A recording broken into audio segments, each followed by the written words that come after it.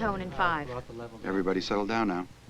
Charlie, I still get a reflection in camera 2. I'm too hot over here. Remember, everybody, this is live. Stand by. On camera 1, Everybody start off wide the at both intercom. of the flags, and I'll take a slow zoom into the top of the mics on my cue. Okay, good. Just want to rebalance right That's fine. Try and increase Video, the I still need more level on the seal. Are you going to get the south shot for the open? Good. Oh. Okay, 1 minute to air. Mock dissolve. He looks good. Is he ready for us and knows to take the cue from you?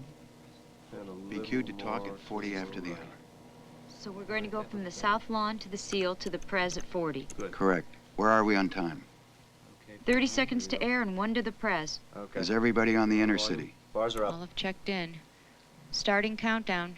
10, Okay, 9, stand by on the 8, seal on C2. 7, Diz to 6, 2. 5, 4, 3, Okay, 10. 2, 1. 10 to the Prez. 10, 9, 8, Okay, stand by on 7, C1 in his 6, cue. 5, Diz 4, to C1. 3, 2, 1. Cue the Prez.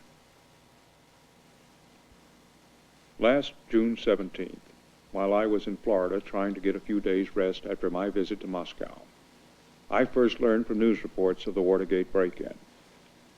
I was appalled at this senseless, illegal action, and I was shocked to learn that employees of the re-election committee were apparently among those guilty. I immediately ordered an investigation by appropriate government authorities. On September 15th, as you will recall, indictments were brought against 7 defendants in the case. As the investigations went forward, I repeatedly asked those conducting the investigation whether there was any reason to believe that members of my administration were in any way involved. I received repeated assurances that they were not. Until March of this year, I remained convinced that the denials were true and that the charges of involvement by members of the White House staff were false. However, new information then came to me which persuaded me that there was a real possibility that some of these charges were true, and suggesting further that there had been an effort to conceal the facts, both from the public, from you, and from me. I was determined that we should get to the bottom of this matter, and that the truth should be fully brought out, no matter who was involved. Today, in one of the most difficult decisions of my presidency, I accepted the resignations of 2 of my closest associates, Bob Haldeman, John Ehrlich, 2 of the finest public servants it has been my privilege to know. I want to stress that in accepting these resignations, I mean to leave no implication whatever of personal wrongdoing on their part. Get Mr. Bizarre at the Pentagon, please. The counsel to the President, John Dean, has also resigned. General Haig is calling. Is Mr. Bizarre in? I have Mr. Bizarre for you on line 2. Whatever may Fred, appear to have been the Al case Haig. before. We need to talk. Can you come here this afternoon? I'll send a car for you. Whatever improper activities may yet be That's discovered in connection with this whole See you then. sordid affair. I want the American people, I want you, to know beyond the shadow of a doubt that during my term as president, justice will be pursued fully, fairly, and impartially, no matter who is involved. This office is a sacred trust, and I am determined to be worthy of that trust. I want these to be the best days in America's history, because I love America. I deeply believe that America is the hope of the world, and I know that in the quality and wisdom of the leadership America gives lies the only hope for millions of people all over the world, that they can live their lives in peace and freedom. We must be worthy of that hope in every sense of the word. Tonight, I ask for your prayers to help me in everything that I do throughout the days of the presidency, to be worthy of their hopes and of yours. God bless America, and God bless each and every one of you.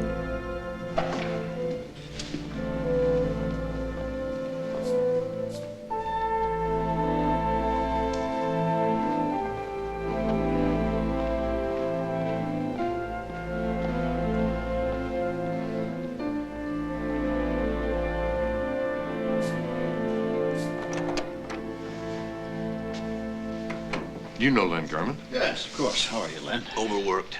I can believe it. We need your help, Fred.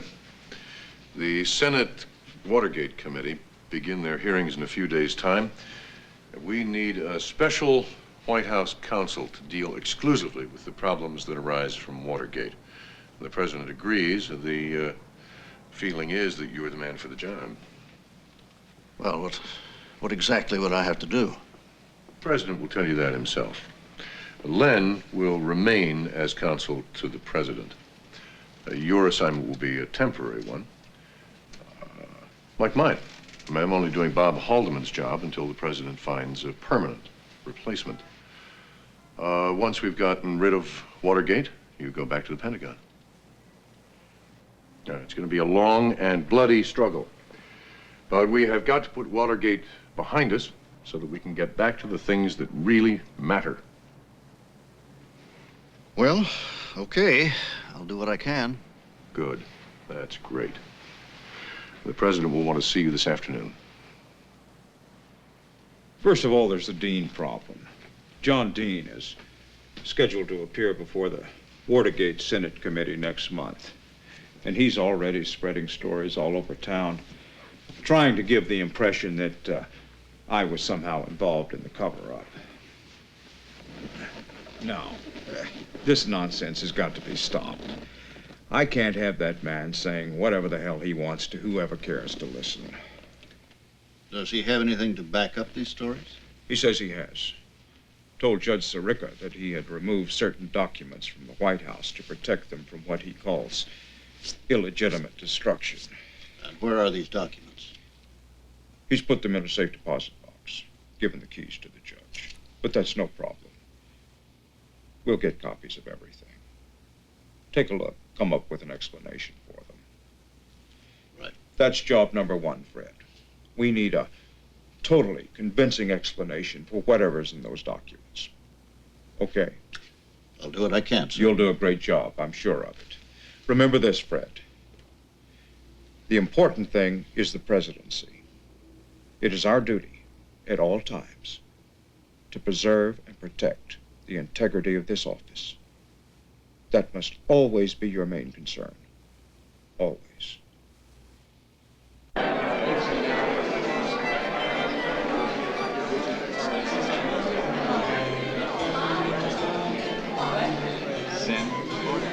Mr. President, like me, Kate Adams. Major Sanford. Mr. President, like me, Major Sanford. Major, I see you this evening. Phlebitis. Mr. President, Alfonso. Captain Lawrence. Nice to meet you, sir. Mr. President, like me, Captain Lawrence. Captain, how are you? Nice to be with us. Mr. President, like me, On May 24th, my parents hosted a gala dinner in honor of the prisoners of war returning from Vietnam.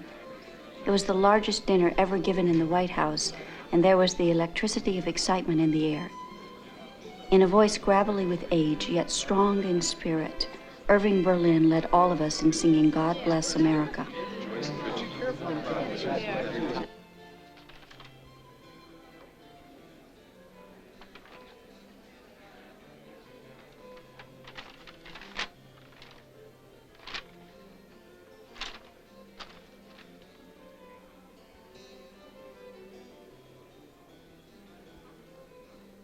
I have examined the documents, sir.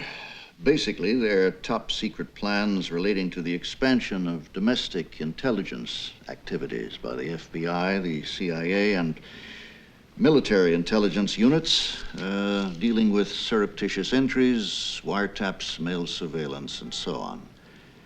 The documents were prepared by one of your aides. Tom Houston, yeah. But he's left. He doesn't work here anymore.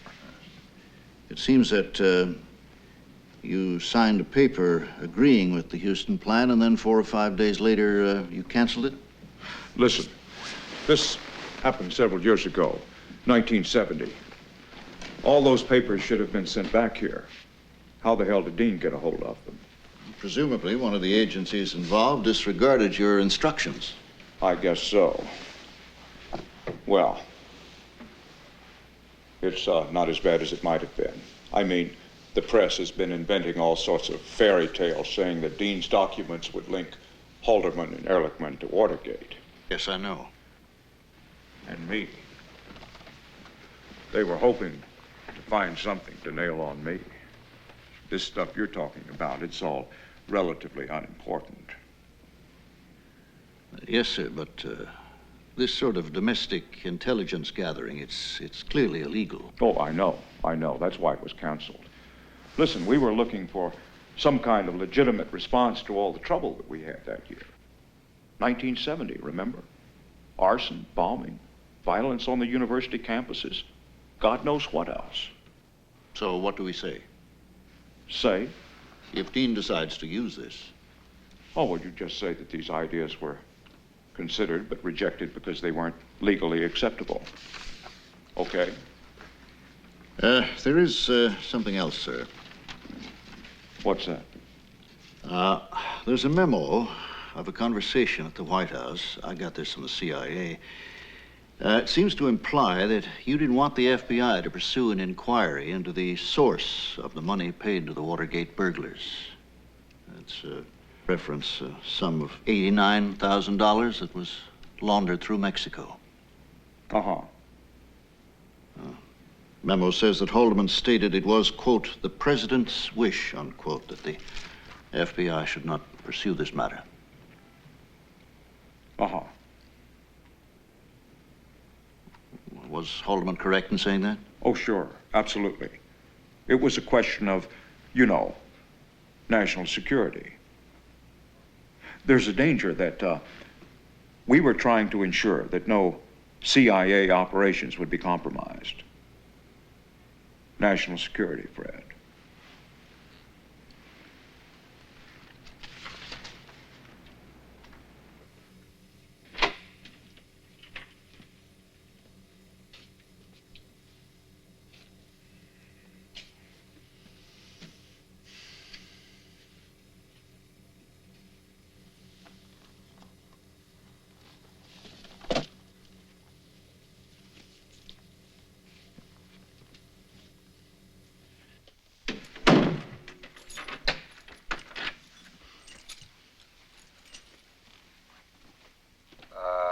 There's no denying the fact that the White House and Ehrlichman, Haldeman, Dean, we're all involved in some of the early money decisions. How much money do you need? I would say these people are going to cost $1 million over the next 2 years. We could get that. You, on the money, if you need the money, I mean, you could get the money. Let's say...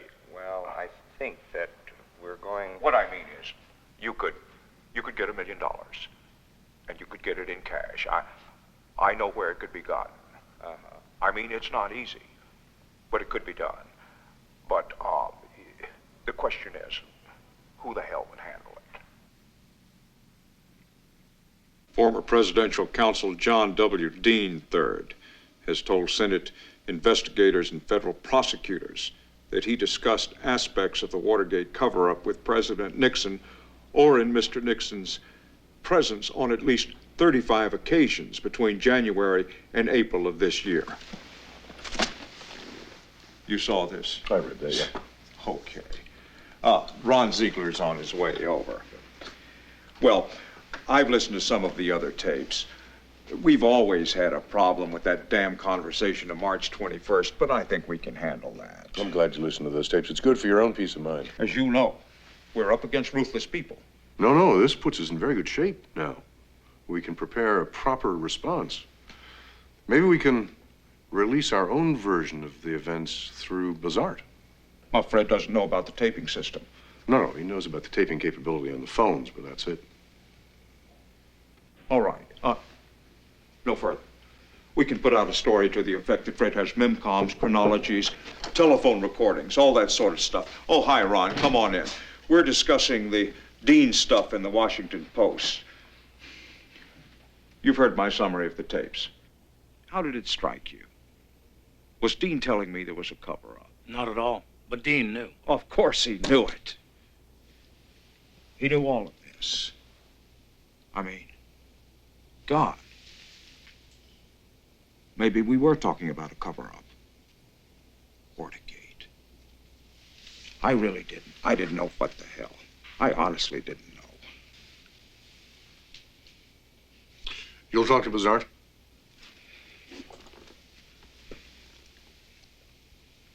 Yeah. I'll talk to him. I spoke to the president. Yeah, how was that? Okay. Not wonderful, but okay. He's been through his notes of about 20 key meetings and phone conversations with Dean. And? Well, there are contradictions. Well. I suppose that's inevitable, but it appears that some of the president's key advisors and aides could be implicated in the cover-up. What about the March 21st conversation? Money was mentioned, that's for sure. You know, to buy silence. The president says he told Dean that it was blackmail, that it was wrong, that it wouldn't work, that the truth had come out anyway. Mm-hmm. Do you think Dean has a case? Maybe. What he can do, what he almost certainly will do, is to tell the world about his White House. The wiretappings, the burglaries, the money laundering, and all the rest of it. Did you say this to the president? I did. He said the Kennedy and Johnson administrations were far worse. He's right, you know. What's happened in this administration happened in spades in others. Can we talk later? Hi, Doreen. How are you? Fine, thank you. Any messages? Yeah, Mr. Cox called. Could you call him back?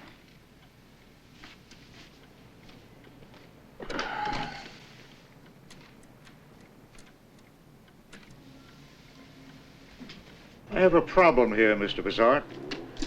Shortly after I was appointed special prosecutor, I spoke to the Assistant Attorney General Peterson, who told me about a conversation he had with the president about John Dean and the allegations he has made to the federal prosecutors.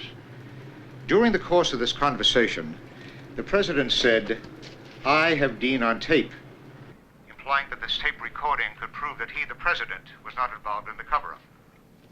Now, hang on just a minute. The president was talking to Henry Peterson, right? Right. And the president said, "I have Dean on tape." That's right. Do you know if this conversation between the president and John Dean could have been tape recorded? No, I do not. Well, perhaps you could clarify this for me, Mr. Bizarre. Yes, sure. I'll look into it.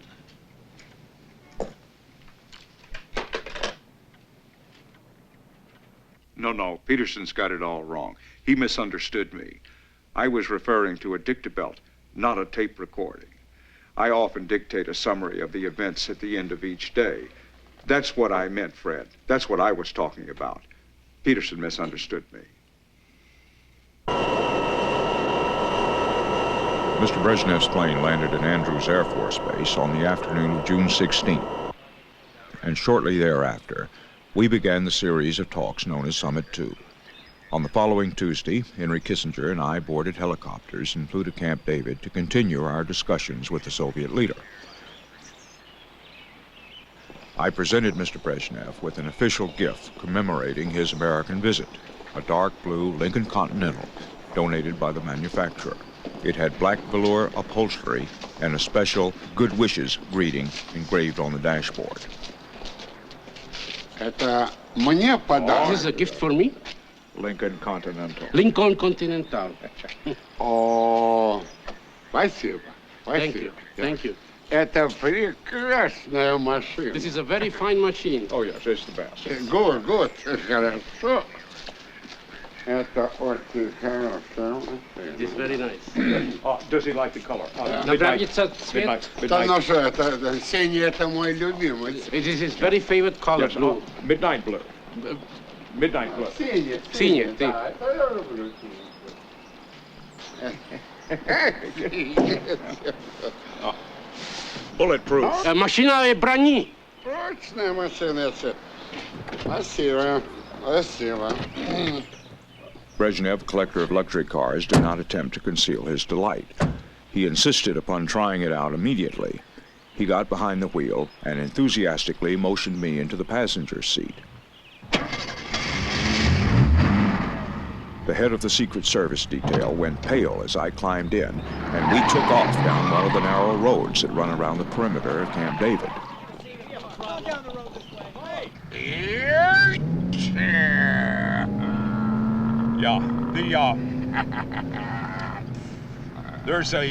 This is not such a good section here. Brezhnev was used to unobstructed driving in the center lane in Moscow, and I could only imagine what would happen if a Secret Service or Navy Jeep had suddenly turned a corner into that narrow road. I would take it a little easy. No, don't worry, не бойтесь, я не первый день No, за рулем. You see В этом отношении все хорошо. No, see the sign? It's just a little easier. It's very, very... Я люблю вот когда No, please. Дорога очень красивая. Yeah, I would slow down. I would take it a little slower. Да. И машина дорога. Mr. Brezhnev, I would... No. Don't worry. No. Slow down. Я люблю This is a bad section. Brezhnev. Take it easy here. There's a mob coming up. Keep right. Slow down.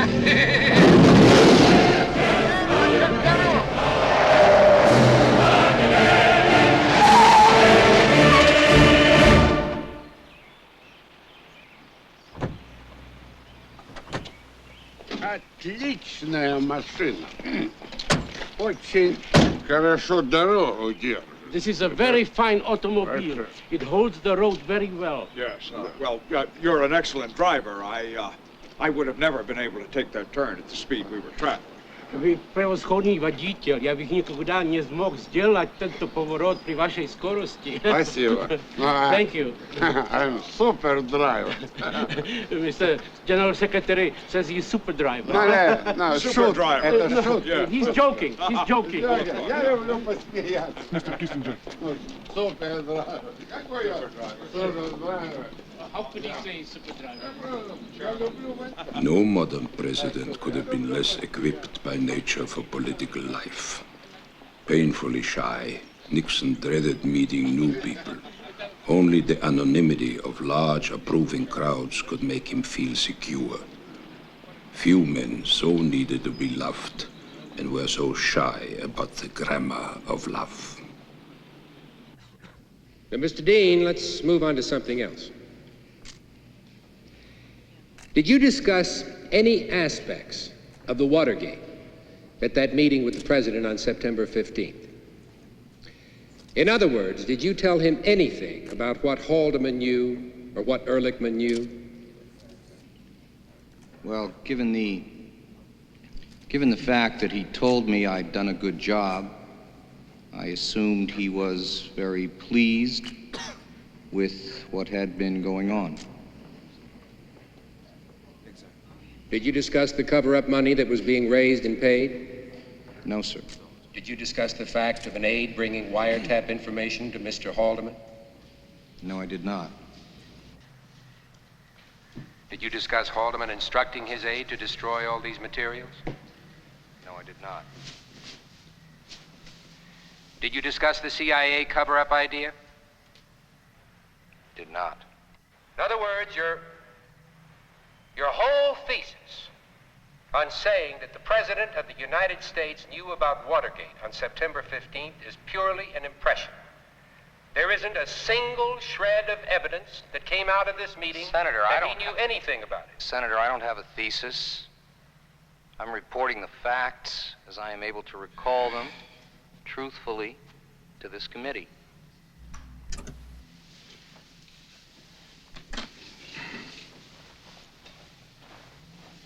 You know what? What? Nixon's right.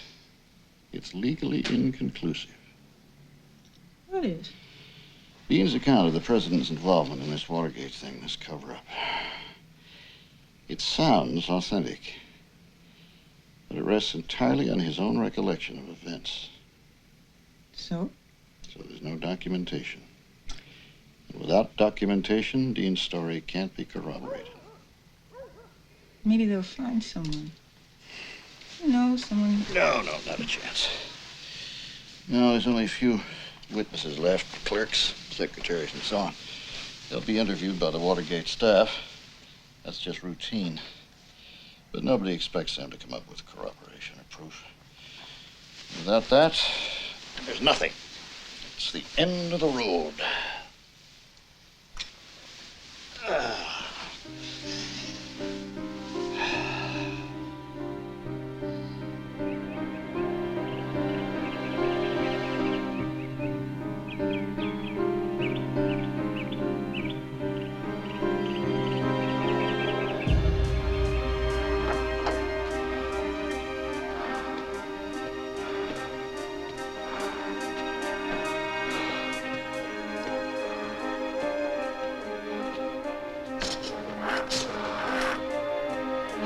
Morning, sir. What's the matter, sir? Is something wrong? There's one hell of a pain in my chest.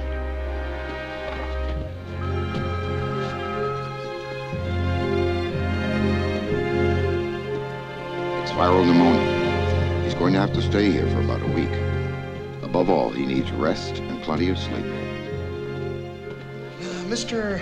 Butterfield, you resigned your commission from the Air Force to work for Mr. Haldeman. Is that right? Yes, sir. And what was the name or title of this job? Deputy Assistant to the President. Now, we received this account from the White House of the conversations between the President and Mr. Dean. Would you look at that? Can you suggest where such an account might have originated? Where did you get this? Mr. Bazard provided it to the committee. Could that have come from, say, someone's notes? No, it seems too detailed. Dean indicated that there may have been some facility for taping. He said that on April 15th, in the President's EOB office, he had the impression that he was being taped. Is it possible that Dean knew what he was talking about? No, Dean didn't know about it. But that's where this must have come from. There are tapes in each of the President's offices. It's kept by the Secret Service, and there are only 4 men who know about it. Dean had no way of knowing about it. He was just guessing.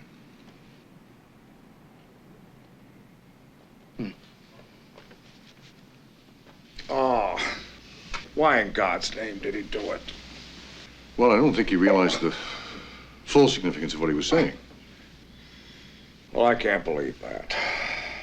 Look, first, tell Fred Bazard to write a letter, a formal letter, to the Watergate committee saying that the system, the taping system, is the same as, similar.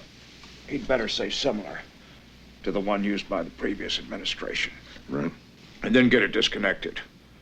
Wires, microphones, every damn thing. Fred was wondering, he would like permission to review the tapes. No. You tell him no. Well, he thinks the prosecutor is going to want those tapes for evidence, and Fred thinks he should listen to them. No. Never. No one is going to hear those tapes. No one.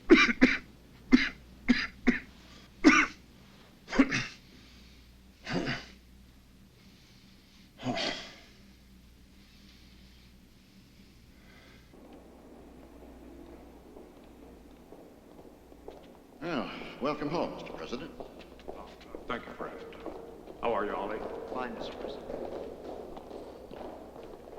Archibald Cox wants to see those tapes, Mr. President. Has he asked for them?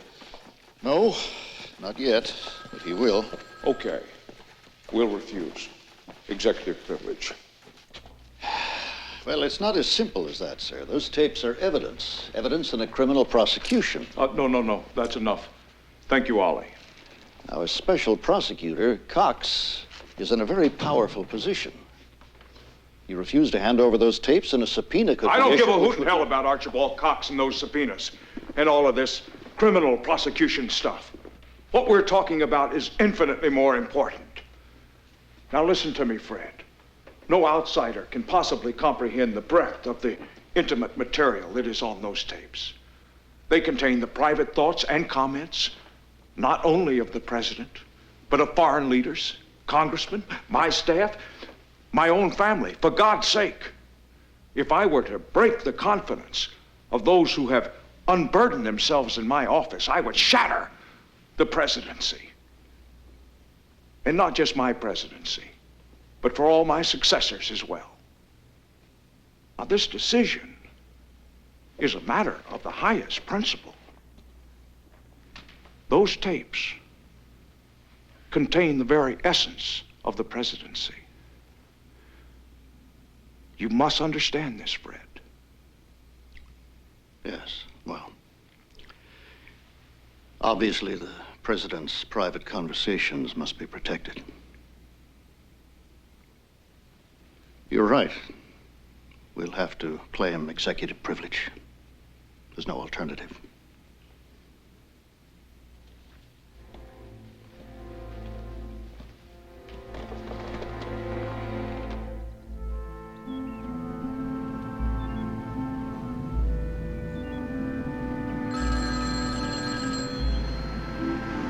Yep. I have Attorney General Richardson on line 2, sir. Okay, put him through. Elliot, Good morning, Al. how are you today? I'm fine, thank you. Good. Al, listen, I'd like to see you if you have any free time tomorrow. Is that possible? Won't take long. Let me see. What about 2:30 tomorrow afternoon? That'd be any good? Yes, that's fine. 2:30. Okay. See you then.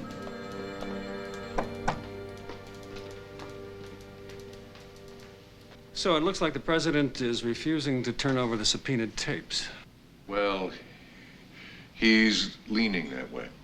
I told him when I raised the possibility of handing over the tapes, he lost his temper. Swore he'd resign first. Makes you wonder what's on those tapes. Yes, I wondered that too. I've never seen him so worked up. Never. Elliot, do me a favor. Tell Archibald Cox to back off a bit. Not to be so inflexible. I can't do that. Try, Elliot. There is a real danger that the president will fire Cox if he's not reined in. I don't want a confrontation, Al. Neither do I. But if we have to have a confrontation, I guess we'll have it. There's something else you should know. It has nothing to do with Watergate. Do you remember I told you about the federal prosecutors in Baltimore that were investigating the vice president's financial affairs? Yeah, some vague allegations about illegal payoffs. Well, there's rather more to it than that. The allegations are extremely serious. Conspiracy, extortion, bribery, tax fraud. What? Well, it's potentially indictable on more than 40 counts. What about Agnew? What does he say? But he's very bitter about it. He says it's a political vendetta. But the case against him looks, well, bad, to say the least. How bad? Cut and dried. Well. Thanks, Elliot. That's all we need.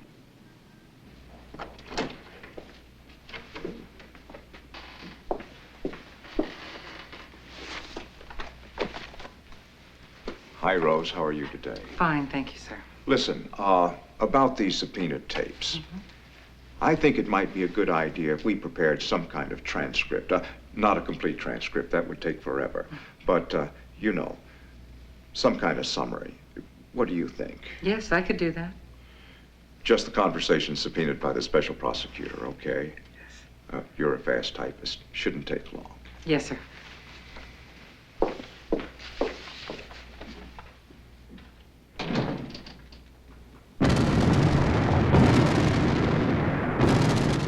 On Saturday, October 6th, we received a cable from our ambassador in Tel Aviv, reporting that Syria and Egypt were in a final countdown for war. It was Yom Kippur, the Day of Atonement, the one day of the year when Israel was least able to defend itself. It was hard for me to believe that the Egyptians and Syrians would have moved without the knowledge of the Soviets, if not without their direct encouragement.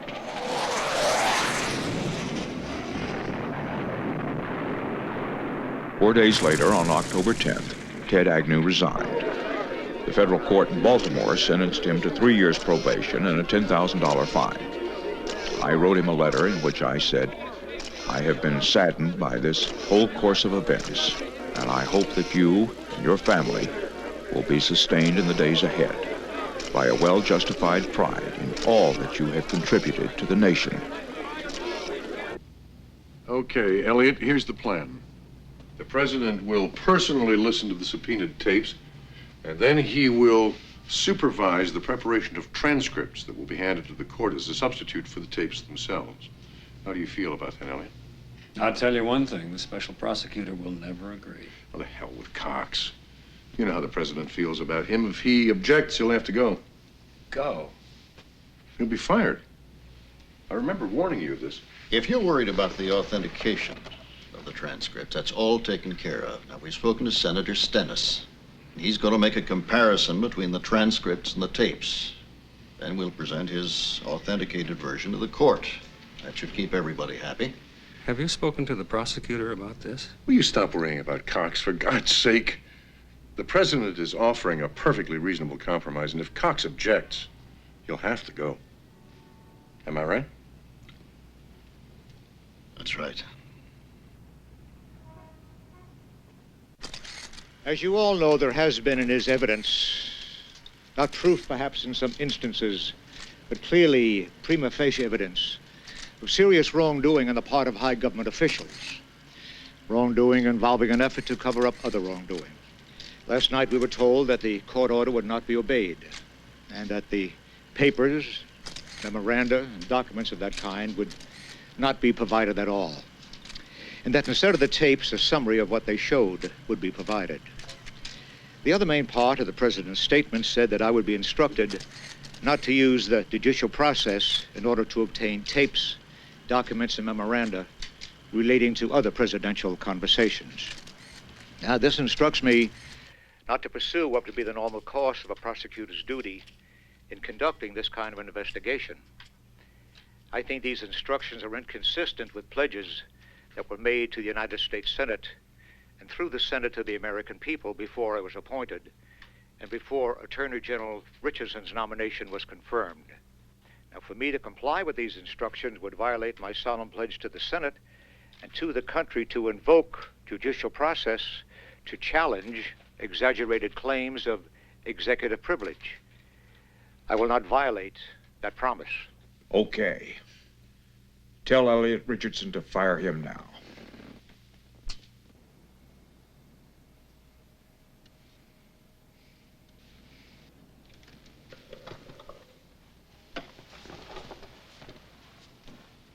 Elliot, I want you to delay your decision to resign.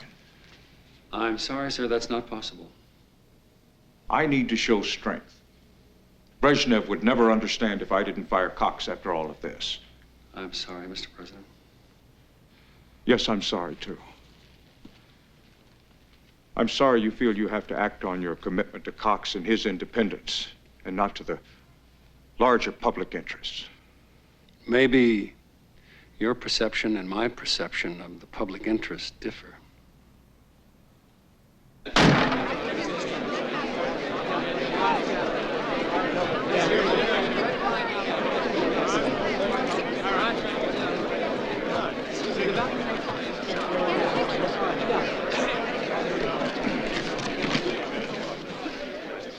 I know many of you are on deadline. I have a brief statement to give you at this time.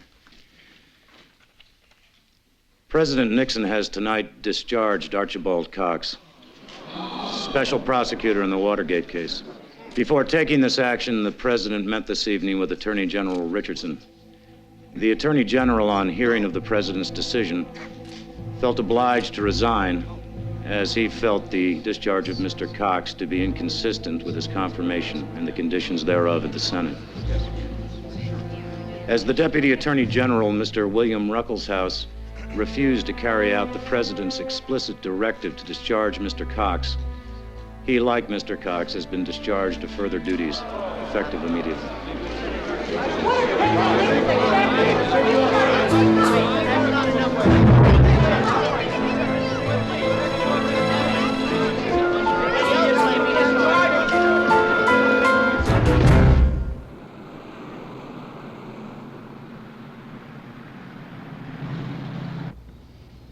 Okay, Fred.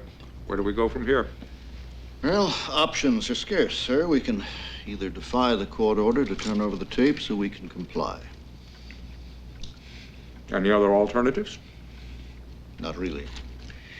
If we don't turn over the tapes, Judge Sirica will almost certainly order a hearing, which means your attorneys will have to go into court and argue why the president should not be held in contempt.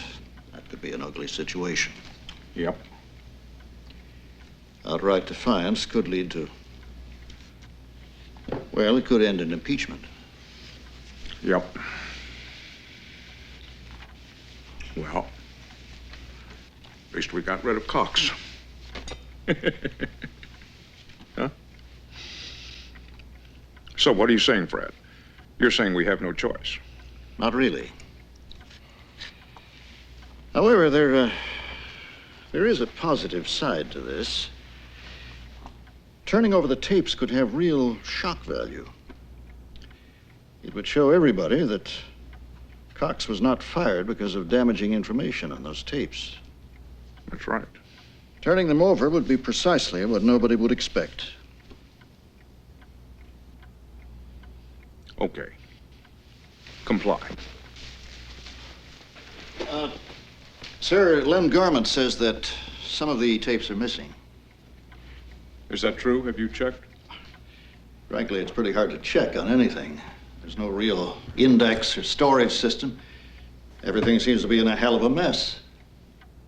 Well, look, maybe we got the dates mixed up or something. Is it really important? The April 15th tape is extremely important. We can't find either the tape or the Dictabelt you mentioned. You mean, the one you mentioned in the conversation with Henry Peterson, remember? You said you had Dean on tape. You told me it was a Dictabelt. We talked about it. Oh, yeah. So it's been lost. These things happen. Sir, the point is, I have to testify before Judge Sirica next week. It'd look bad if the court were told that both the tape and the Dictabelt for that particular date were gone missing. Okay. Don't testify. I'll invoke attorney-client privilege. I don't think that's a good idea. Why not? It's bad enough me being dragged into court. To invoke attorney-client privilege would just add fuel to this whole cover-up thing. Why don't we make a new Dictabelt? Sir, I've got some notes somewhere. My own personal notes. We can use those. It shouldn't be too difficult. Sir, that would be manufacturing evidence. We don't want to get involved in that. No, you're right. Okay, fine. Keep looking for the tapes. Okay? They should be around somewhere.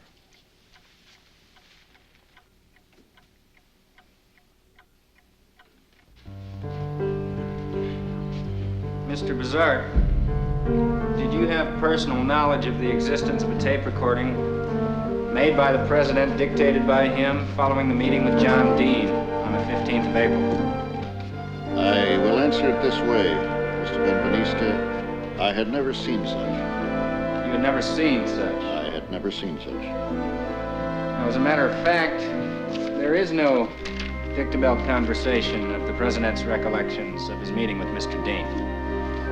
Isn't that so?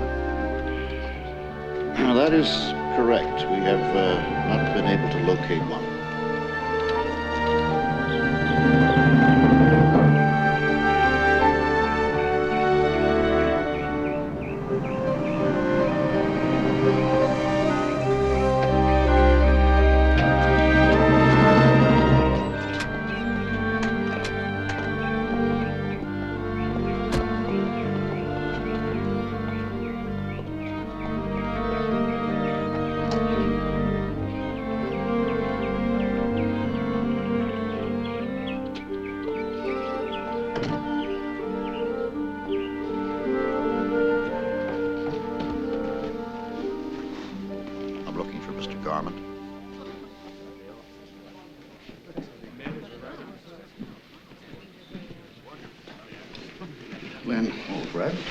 Apologies, but we've got to talk.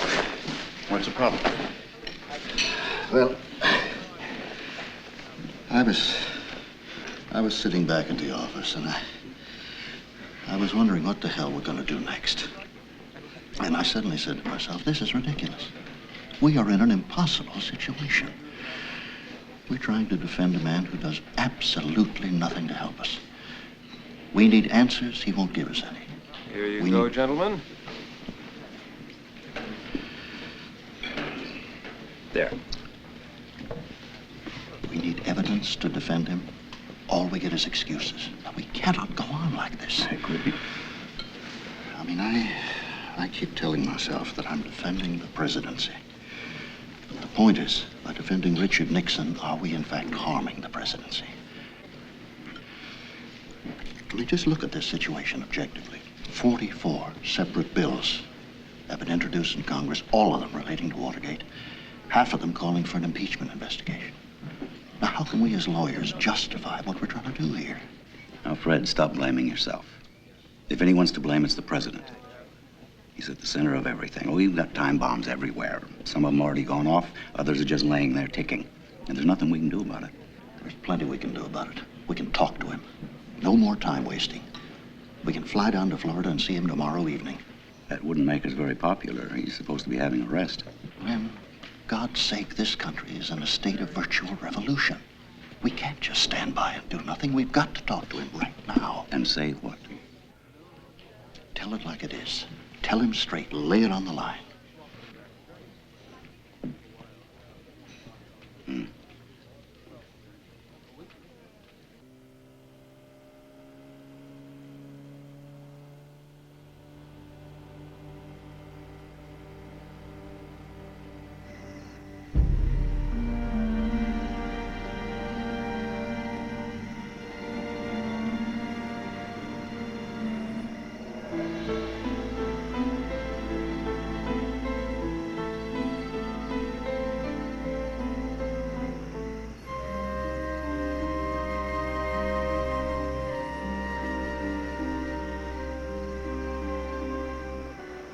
Just a minute.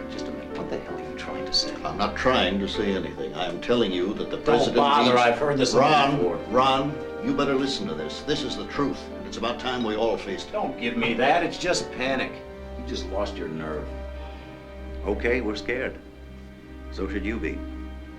We've done everything we can to defend the president. Now we have to protect ourselves. That includes you and Al. If we don't handle this very carefully, we could all be cited for obstruction of justice. That's just nonsense. I mean, all that stuff about the president suggesting we make a new Dictabelt, that wasn't a serious proposal. He was just thinking out loud. How do you know that? How do we know what to believe? Okay. So, what's the bottom line? It's our recommendation that the president resign. God. What? You're not serious. Yes, we are. How the hell can you come to that conclusion? He wasn't being serious about a new Dictabelt, for God's sake. God knows how many outrageous ideas he comes up with, then he makes a decision. That's the way he operates. Now, you know that, Fred. It's not just the Dictabelt. Wiretaps, breaking and entering, interfering with the FBI, not to mention all the financial stuff, the income tax problem, God knows what else. The water is full of sharks. Len, come on. You know that hounding the president's become the national mania. That's right. That's right. It's just panic. Resignation is absolutely out of the question. No, Ron, you can't say that. It's an option we have to consider. And so has the president. Right. Let's be practical. We haven't got a vice president. We can't do anything until Jerry Ford is confirmed by the Congress. That's only a matter of days. Okay, fine. Let's say we recommend that Nixon resign. Do you have any idea what the impact will be on foreign policy? The Middle East could blow up into a major crisis. Do you really think that Jerry Ford is experienced enough to handle that? Now listen, Al. Watergate has crippled the president. It's crippled his capacity to lead. What's happened to everyone's sense of loyalty? It's not your job to judge these matters. We don't want the president to go out and hang himself. We just want him to understand the reality of the situation. You're both turning against him. That's not true. Ron, look at the facts, will you?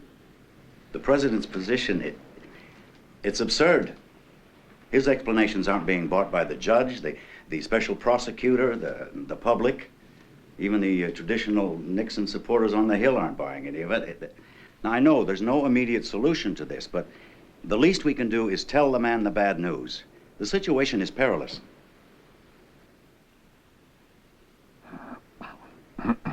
Okay, here's what we'll do.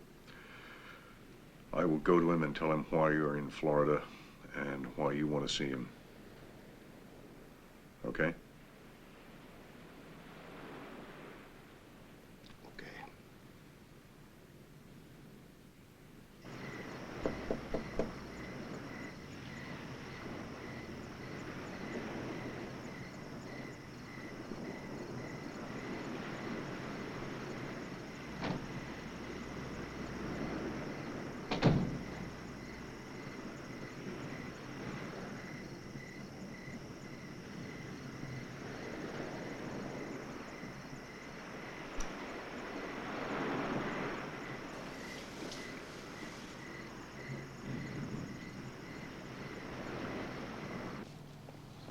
The president doesn't want to see you. I'm sorry.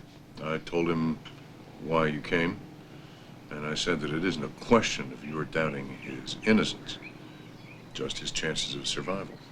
He's in deep depression, Fred. He doesn't want to see anyone. He doesn't want to talk to anyone. I'm sorry. I know how you feel. Anyway, there's a feeling that we need to establish a kind of damage limiting operation. What does that mean? Well, it means that someone needs to listen to the subpoenaed tapes to make an assessment. The president wants you to do it. I know. It's going to be one hell of a job. I thought he said he didn't want anybody listening to those tapes but him. Times have changed. Since those tapes are going to Judge Sirica, we need an analysis of each conversation so that we can make the appropriate claim for executive privilege. I wish there were someone else to do it, Fred, but there's not.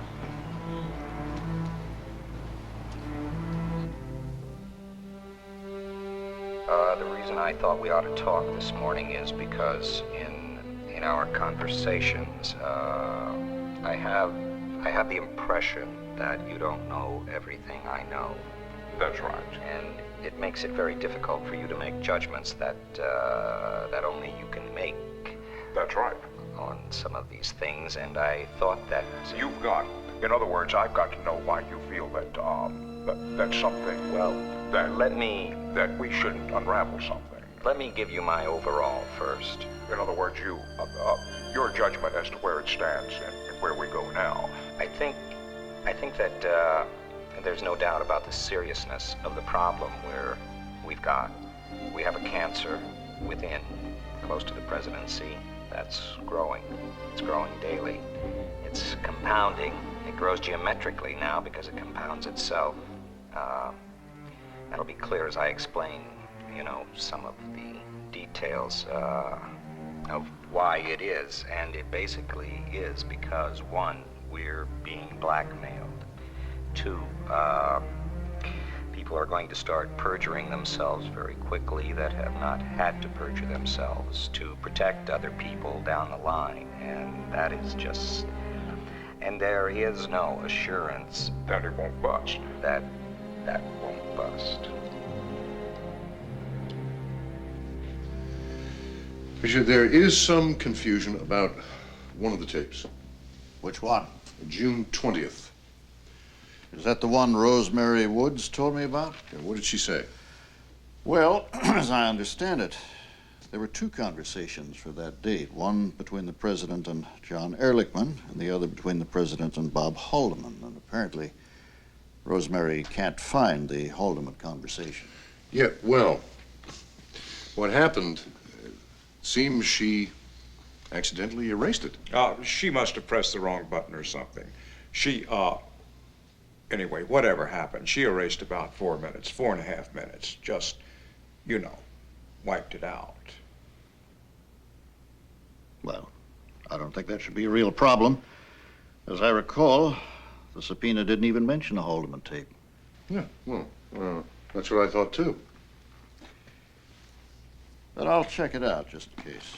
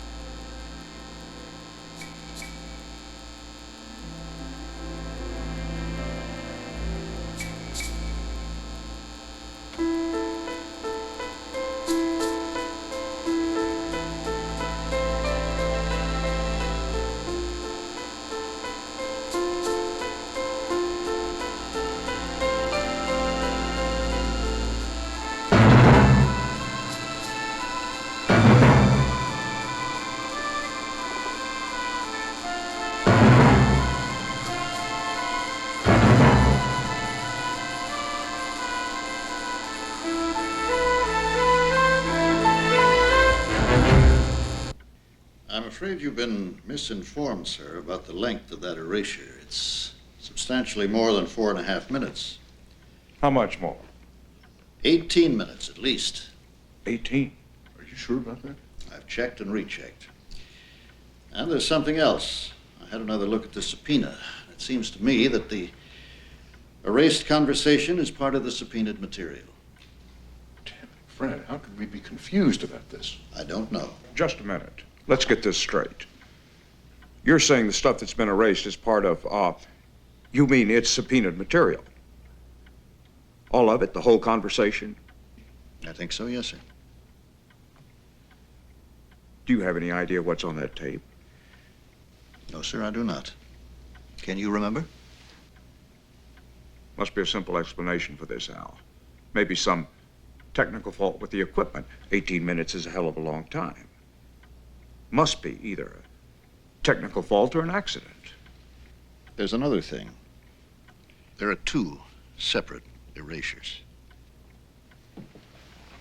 What do you mean? There's a buzz indicating the first 4.5-minute erasure. Then there's a pitch change indicating a second separate erasure. Perhaps the conversation can be recovered electronically, something like that. No, I doubt it. Frankly, sir, this could be very serious. What the hell do you expect me to do about it? First thing we need is some expert advice, someone who really knows tape recorders. We'll get on that straight away. Yep, right. Maybe we could talk to Bob Haldeman. He might have made notes during that conversation. Okay, fine. Do that. And we should tell Judge Sirica and the special prosecutor. Tell him what? I don't think, Better we tell them before they find out.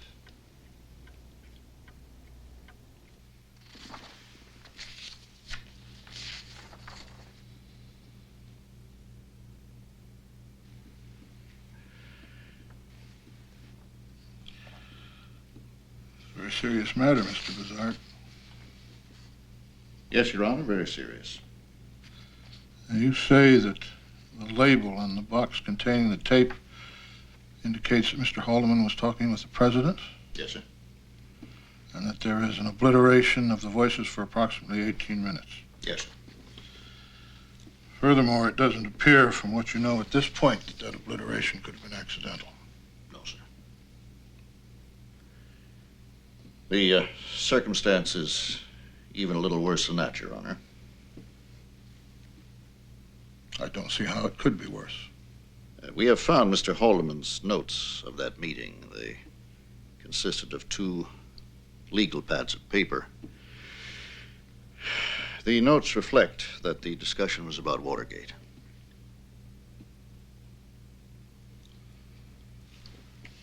The matter will have to be made public. I shall order an immediate inquiry in open court.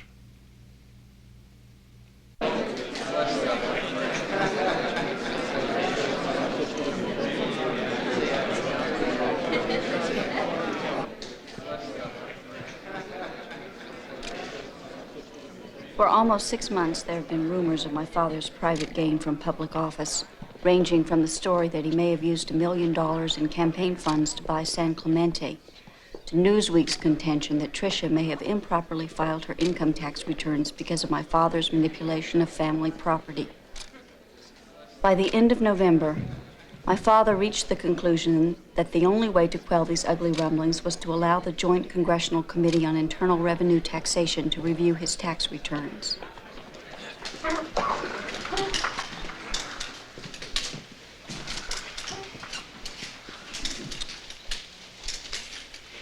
I was telling Ron that this is a little bit like walking into the lion's den.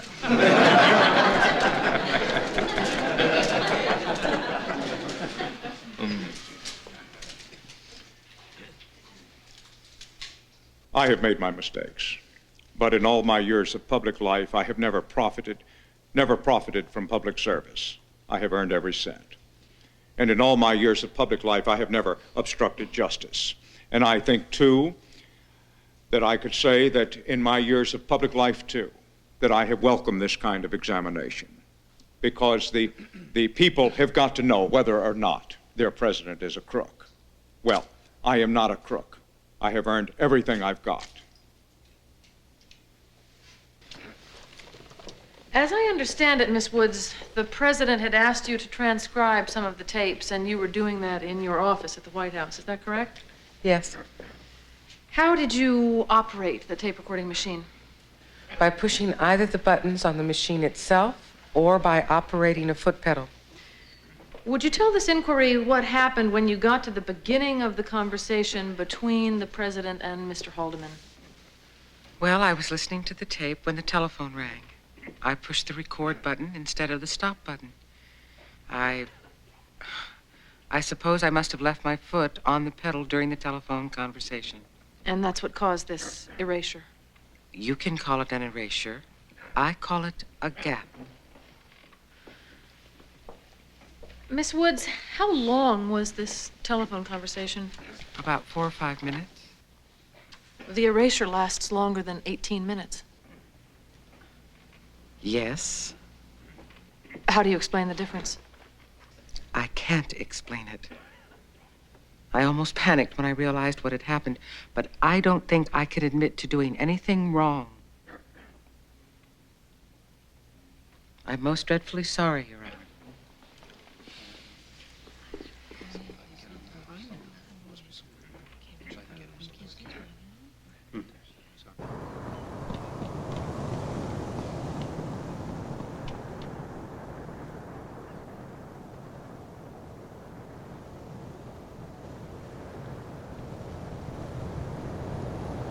I'm sorry to interrupt your vacation, Mr. St. Clair, but we need to discuss a matter of greatest importance.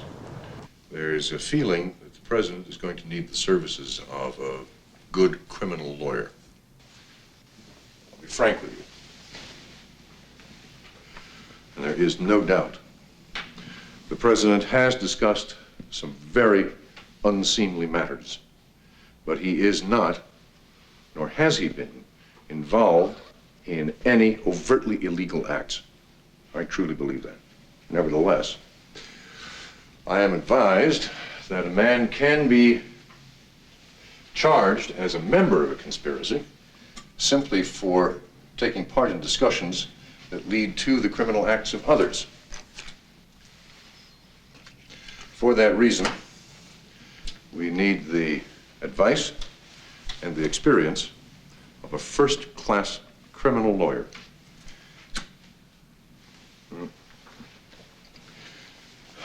Things are in a shambles here.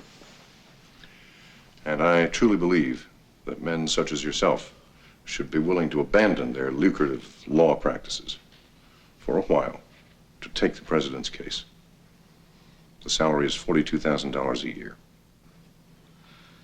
Well, it's a challenge I welcome, General Haig. I appreciate the gravity of the situation, but I have every confidence that I can handle it, and handle it well.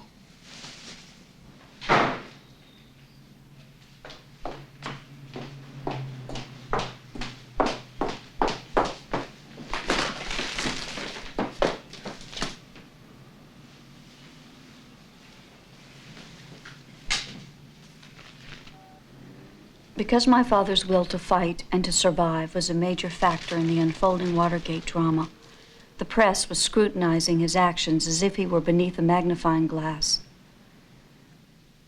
One of the White House press aides was asked if the president was using drugs or seeing a psychiatrist and whether or not he still believed in prayer. The drinking rumors were the most persistent, perhaps because it seemed he was drinking a little more than he ever had before, but at dinner time, when he was trying to unwind, he still adhered to a self-imposed code of no alcohol on nights he was attending receptions or dinners, nor did he drink during the day. Other rumors about the president's behavior under stress were rife in the press room. There was even one story that he was wearing makeup to disguise an illness.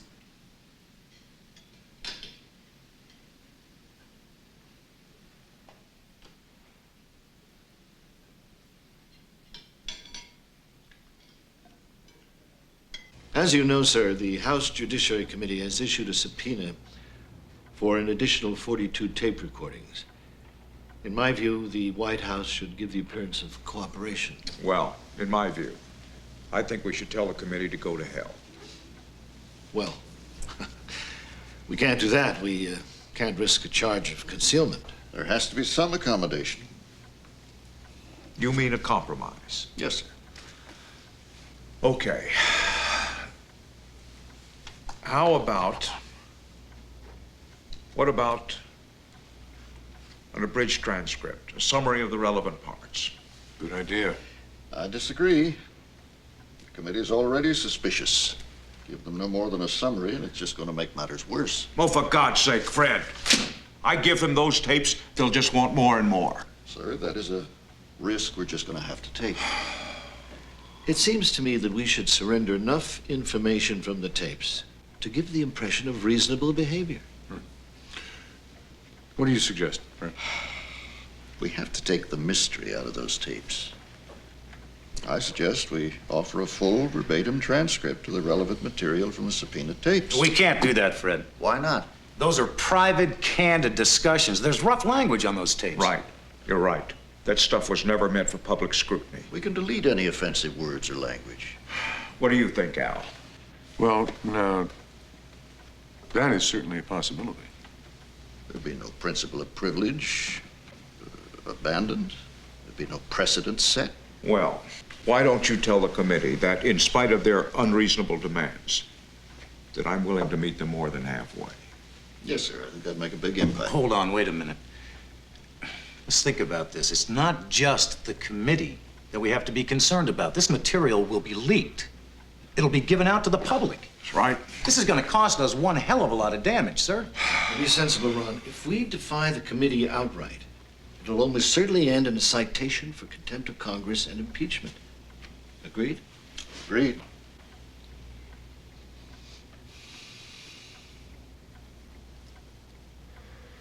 Okay.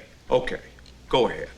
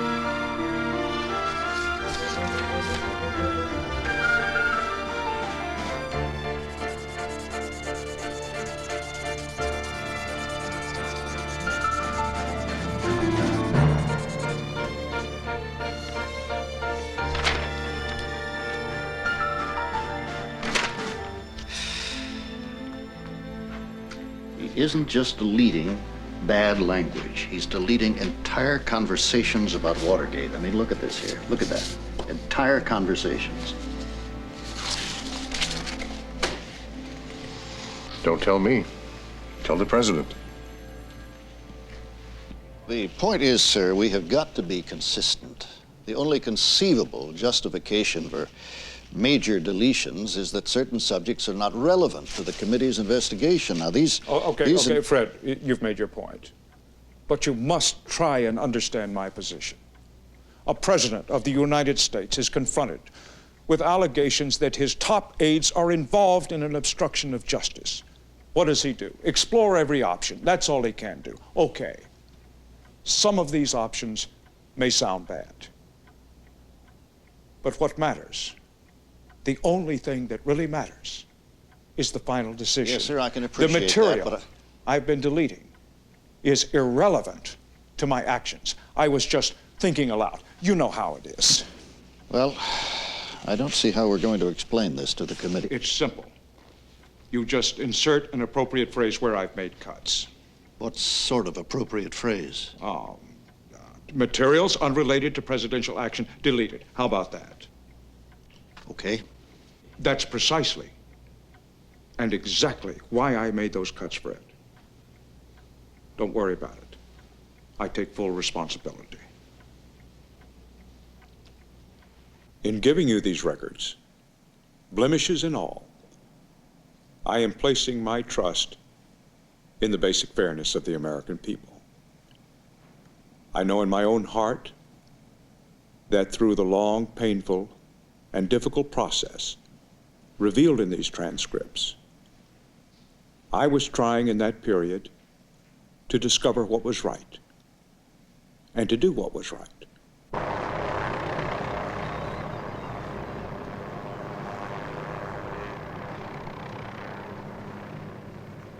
There's no way he's going to change his mind, sir. The new special prosecutor's made that very clear. Edited transcripts are totally unacceptable. He wants the tapes. To hell with that. I've said this to you, Fred, and I'll say it to all of you. I'll fight the case for those tapes all the way up to the Supreme Court. There is something else that you should know, sir. What's that? Well, I had a visit this morning from the special prosecutor. It would seem that he's been authorized by the grand jury to cite you as an unindicted co-conspirator in the Watergate cover-up. Apparently, he's known about this for some weeks now, but out of deference to you, he and his staff have kept quiet about it. So why is he telling you now? Well, if you're willing to give him 15, maybe 18 of the 64 subpoenaed tapes, he will drop the suit for the rest of them and not reveal at this time that the grand jury has named you as an unindicted co-conspirator. Uh-huh. He calls it a compromise. I call it blackmail. What'd you say to him? I said we'd have to talk to you about it. We need to know how many tapes he'll settle for and which ones he's talking about. Well, I guess, I mean, if we agree, at least it'd put a stop to this legal stuff about the tapes. That's right. We can see the barbed wire at the end of the street. And now we have to muster everything to cut through it. Okay, I'll think about it. Listen to the tapes that he wants, and then see how you feel. How do you like this scotch, Jim? 30 years old. Very good. The best. How about you, Fred? Another ginger ale? No, sir. Fred doesn't drink. I call him the Baptist.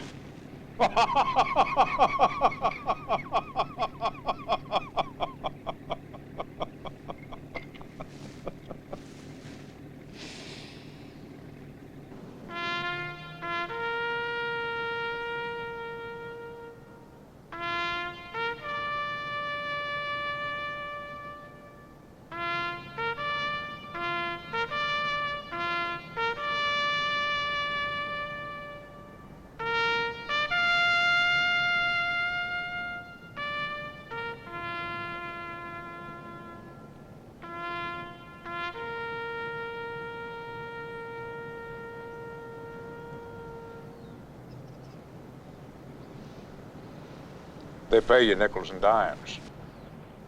But this is what makes it all worth it.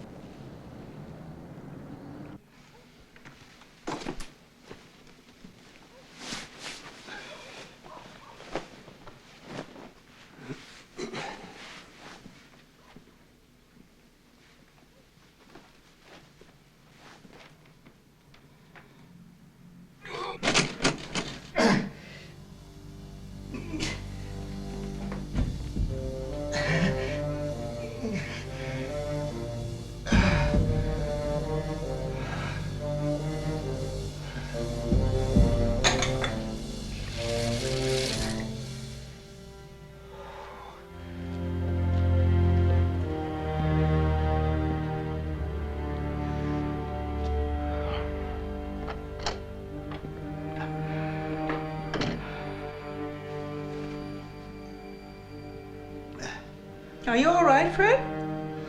Huh? Yeah, fine.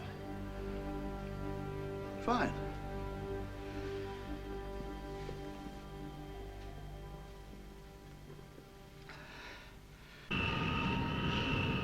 On June 10th, Henry Kissinger and I left for the Mideast. We landed in Cairo on June 12th in the hot afternoon sun. I began this trip recognizing the profound importance it will have for the future as far as the Mideast is concerned, and as far as the American position in the world. I was suffering from phlebitis, an inflammation of a vein in my left leg. The doctors told me that a blood clot might form and break loose into the bloodstream. That could be fatal. They urged me to return to Washington. I, of course, will not allow them to do anything that will disrupt the trip at this point. My phlebitis attack must be kept absolutely secret.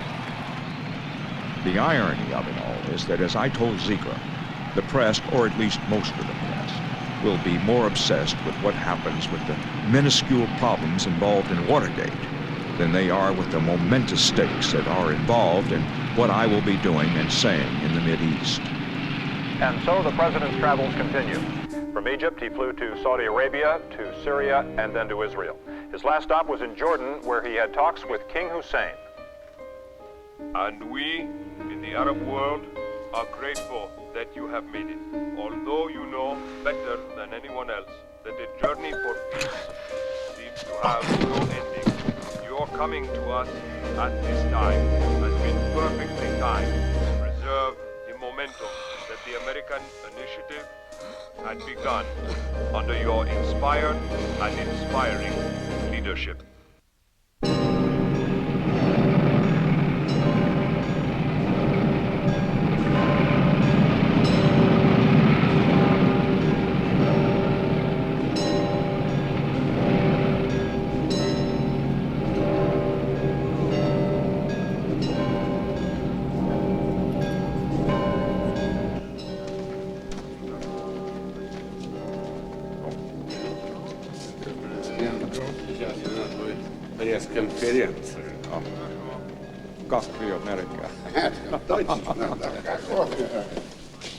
Are you okay, sir? Yeah. Any word on Fred Bizarre? He's out of danger and making good progress now. Oh, good. Well, send around some flowers, a basket of fruit, something. Yes, sir. Yes, sir. Mr. President seem to be ready. Looks to me like the president should be in the hospital with that leg, Steve. Phlebitis is a killer. Doctors are taking good care of it. Yeah, it's crazy him coming to Moscow in that condition. Why wasn't the trip called off? The president's anxious to use his personal friendship with Brezhnev to advance the peace process. Good PR, too. Kicks Watergate off the front page.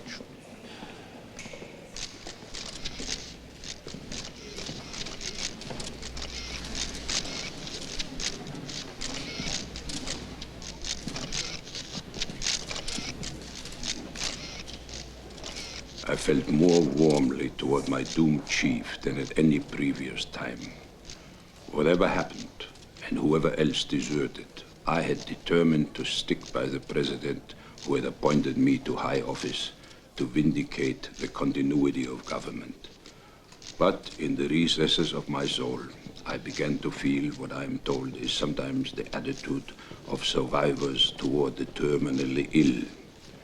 I hoped that since the end was unavoidable, it would, for the sake of our country, be quick, and that if it had to happen, it would, for the sake of the president, be merciful.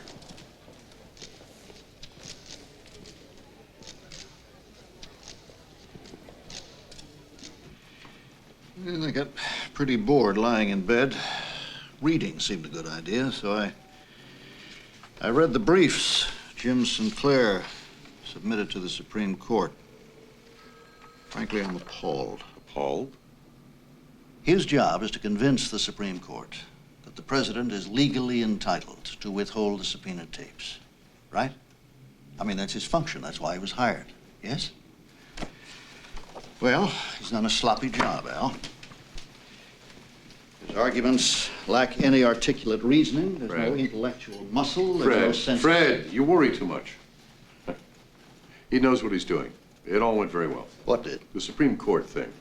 Everything's okay. Jim is very confident about it. Means nothing. In your opinion? I've been told the Supreme Court is going to order the president to hand over all 64 of the subpoenaed tapes to Judge Sirica. All of them, Al. Every one. That's just hearsay. Reliable hearsay. What are you trying to say, Fred? Nothing. Just imparting information. Information or rumor? Little of both. Okay, what else? Well, the House Judiciary Committee is about to publish its evidence on Watergate. I know that. I'm told it comes to almost 4,000 pages. Have you any idea what the evidence will be? Well, I can hazard a reasonable guess. We know for a fact that they've done their own transcriptions of some of the president's tapes. We also know for a fact that there are substantial differences between their version and ours. Awesome differences. Well, Fred, there are bound to be some differences. That's inevitable. After all, the president made his own edits. Secondly, they have top quality equipment. They can hear things we can't. Al, don't delude yourself. They're not interested in logical explanations. They're out for his blood. So you think the committee will vote to impeach? Don't you? The evidence is going to be extremely damaging. We both know that. Well, at least there is no bombshell. Meaning what? Well, no matter what they say, no smoking pistol has been found in the president's hand. Not yet.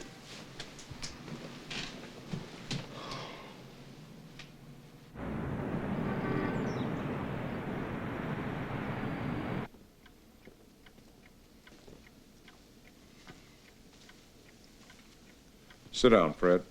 Thank you, sir. How are you? Feeling better? Yes, I am, sir. Thank you.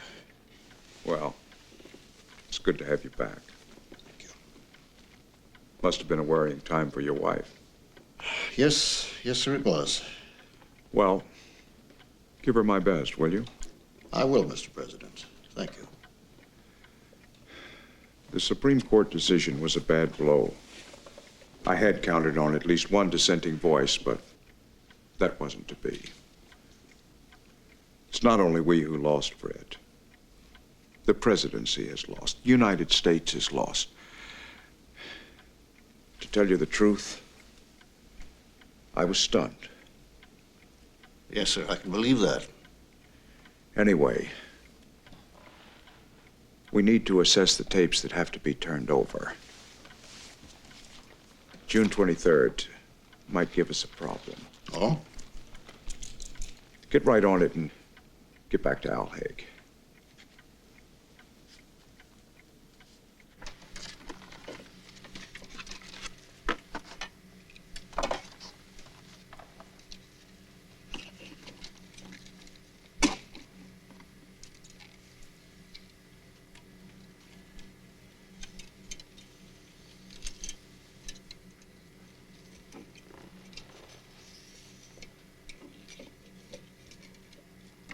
Now, on the investigation, you know, the Democratic break-in thing, we're back to the problem area because the FBI is not under control.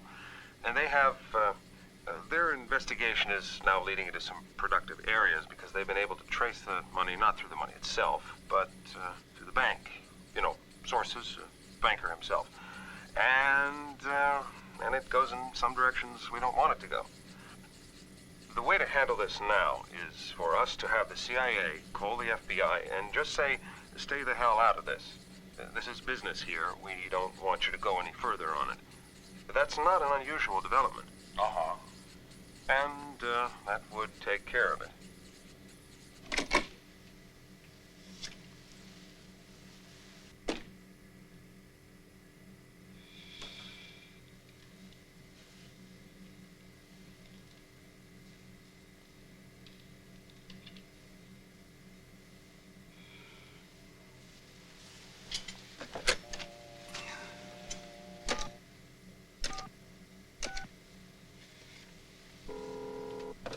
Yes, Fred, what's the matter? We found a smoking pistol. Are you sure? Yeah. It's a ball game. Haldeman told him a lot that day. Fred is completely off base. There is nothing new on that tape. Everything has been disclosed in previous statements. Yes, but... I know what I mean, General Haig. I was telling Haldeman to make sure that the FBI did not jeopardize CIA secrets left over from the Bay of Pigs operation. That's what I meant. Fred is making his own judgments based on what he heard on that tape. Other people are probably going to do the same. Fred is tired. Fred is ill. Fred is the sort of man who panics too damn easily. I mean, look how he panicked last November, coming down to Florida with Lynn Garment to say I should resign. Now, that was not a considered judgment. That was a panic. Don't you agree? Fred's opinion is not the issue here, sir. The really important matter is the Supreme Court decision. I must advise full compliance. Judge Sirica must have those tapes. And you're being too hasty. You're not considering the full implications. I mean, isn't it possible? Just think about it. Maybe I have a constitutional duty to reject that court order. A duty to defy that court order, and thus preserve the power of this office. That would lead directly to impeachment. Not necessarily. I think it would.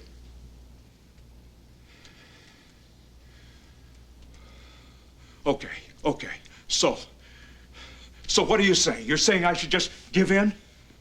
Just comply with the court order? Turn over the tapes? That's my opinion, yes. That's it? Al? I don't think you have any other choice, sir. Well, in that case, I'll need to listen to those tapes.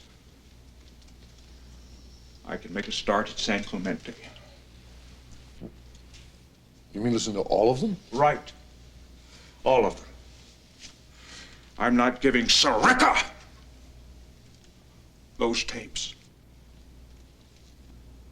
without listening to them and reviewing them myself. That's going to take a hell of a long time. A few weeks. I can't delay that long. There's no way the court will agree to that. What do you mean, no way? You find a way. That's what I want. And it's your job to make sure I get it. Okay?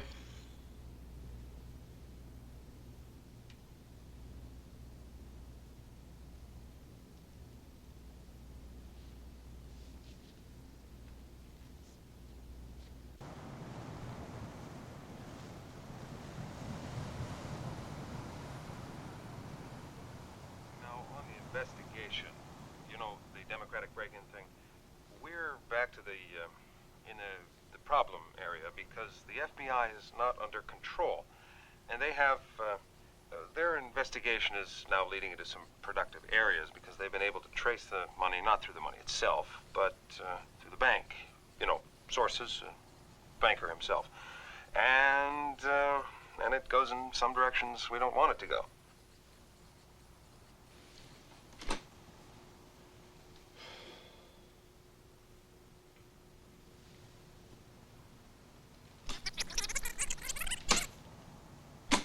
Democratic break-in thing, we're back to the problem area because the FBI is not under control, and they have their investigation is now leading into some productive areas because they've been able to trace the money not through the money itself, but through the bank, you know, sources, banker himself, and it goes in some directions we don't want it to go.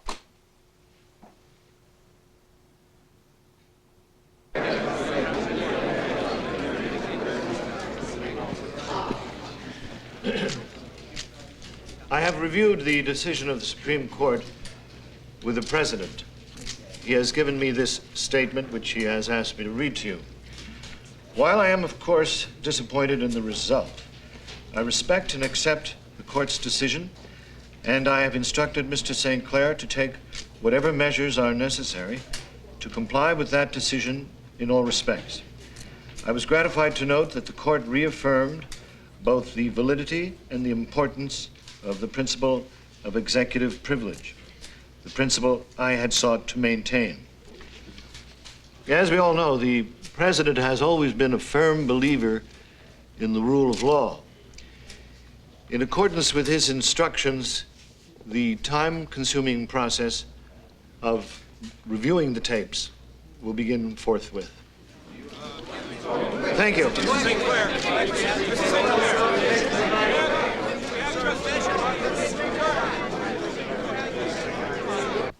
You open that scab, there's a hell of a lot of things that we just feel that it would be very detrimental to have this thing go any further.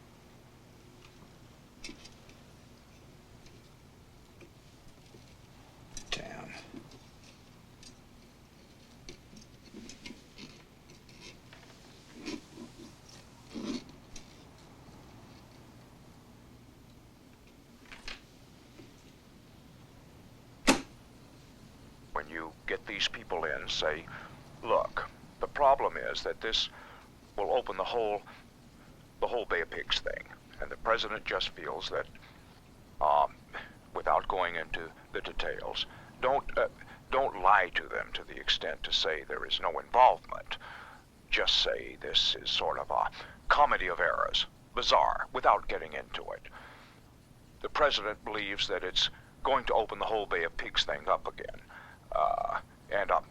because these people are plugging for keeps, and that they should call the FBI in and say that we wish for the country. Don't go any further into this case, period.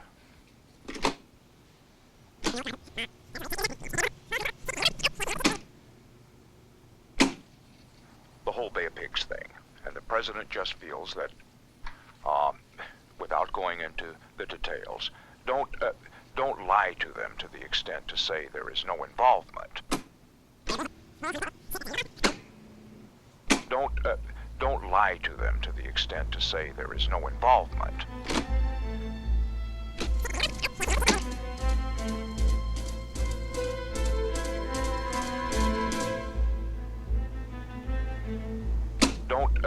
Don't lie to them to the extent to say there is no involvement. Just say this is sort of a comedy of errors, bizarre, without...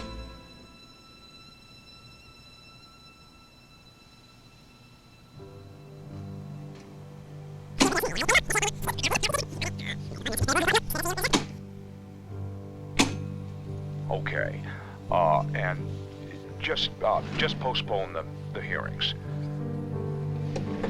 With all that garbage, just say that I have to look at the primaries.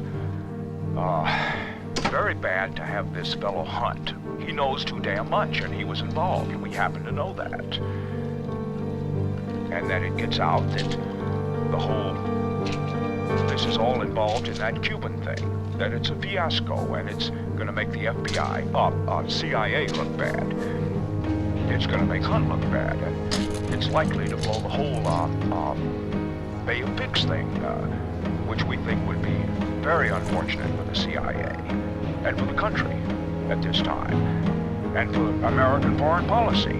And he just better tough it out and lay it on them. Isn't that what you... Yeah, that's the basis we'll do it on. I don't want them to get any ideas we're doing it because our concern is political. And at the same time, I wouldn't tell them it's not political. Right. You call them in. Good deal. Play it tough. That's the way they play it, and that's the way we're going to play it. Okay, good. Yeah, when I saw that news summary item, I of course knew it was a bunch of crap, but I thought, oh well, it's good to have them off on this wild hair thing, because when they start bugging us, which they have, we'll know our little boys will not know how to handle it. When you get these people in and say, look, the problem is that this will open the whole Bay of Pigs thing, and the president just feels that, without going into the details, don't lie to them to the extent to say there is no involvement. Just say this is sort of a comedy of errors. That I will faithfully execute the office The president believes that it's going to open the whole of the President of the United States. And you will, to the best of your ability, And I will, to the best of my ability, preserve, protect, and defend. Preserve, protect, and defend The Constitution of the United States. the Constitution of the United States. So help me God. So help me God.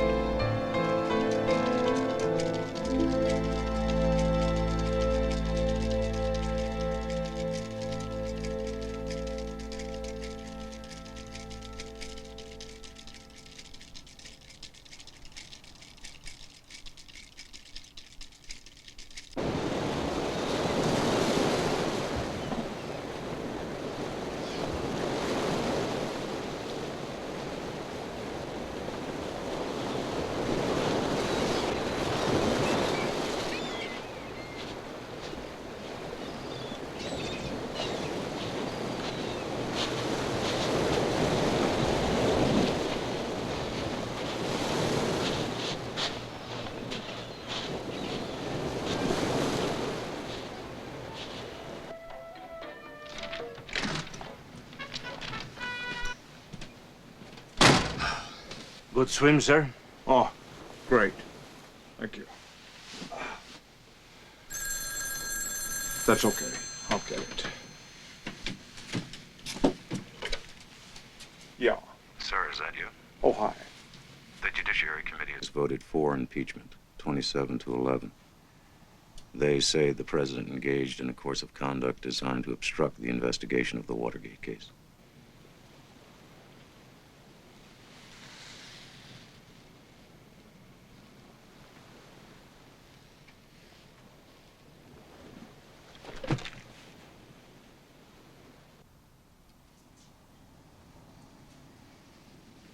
John Ehrlichman's going to prison. 20 months to 5 years. I've been talking to the lawyers. And I've been talking to Al Haig, and he thinks the lawyers are right. The point is, sir, what they're saying is if you don't resign, you're going to face conviction in the Senate.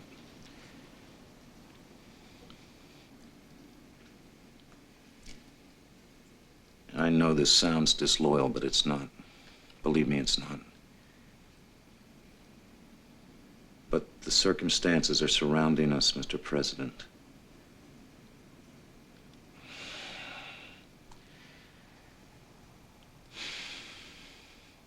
We can't ignore it. The lawyers are acting in your best interest. Out! Get out!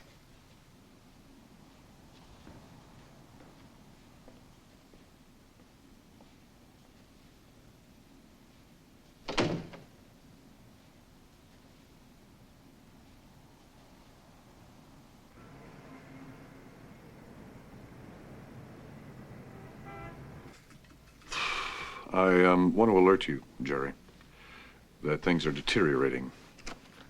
In fact, the whole ballgame may be over. You should start thinking about a change in your life. What happened?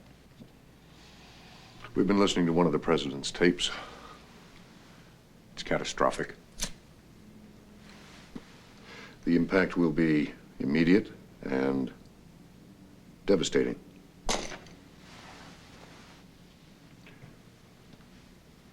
Are you ready, Mr. Vice President, to assume the presidency in a very short time? Al, if it happens, I'm prepared. I can't tell you what's going to happen in the next 48 hours. I don't know what the president's going to do. Do you think he's going to resign? I can't be sure. That's our recommendation. You understand this is a very complicated matter.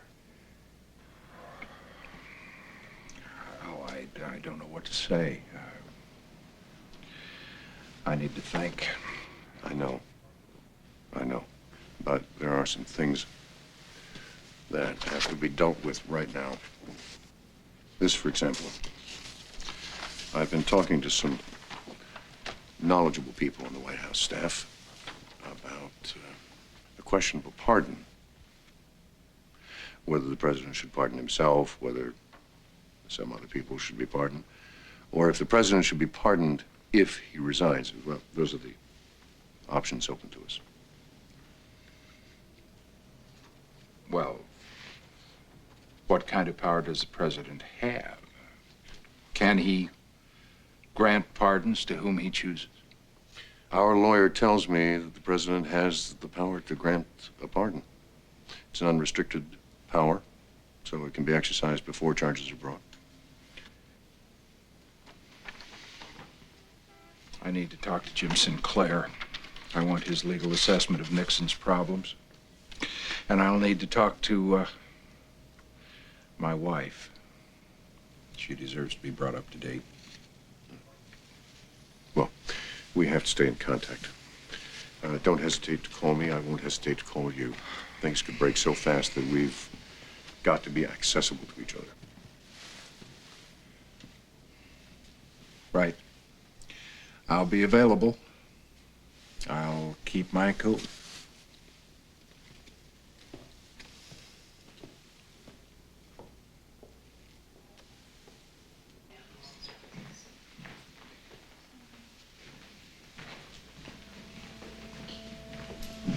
A few days after his return from San Clemente, my father asked us to join him in the Lincoln sitting room. Mother sat with her back to the windows next to my father, who was sunk in his brown chair. David and I were together on the only sofa in the room. My father said that he had asked General Haig to send over 4 transcripts of the June 23rd tape. Soon, Manolo arrived with the copies.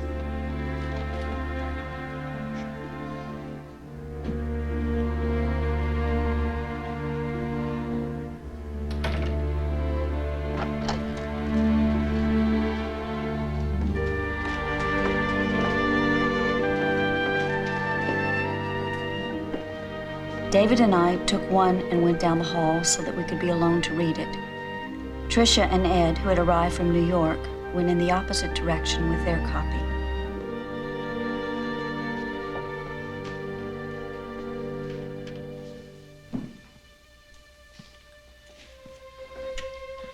I don't think your father can take much more of this.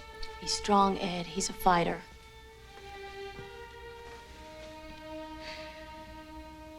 I saw him the other night. He was talking to these pictures. What? He was walking up and down right here, giving speeches and talking to the pictures on the walls.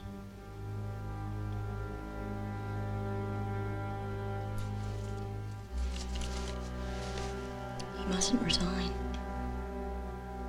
He mustn't.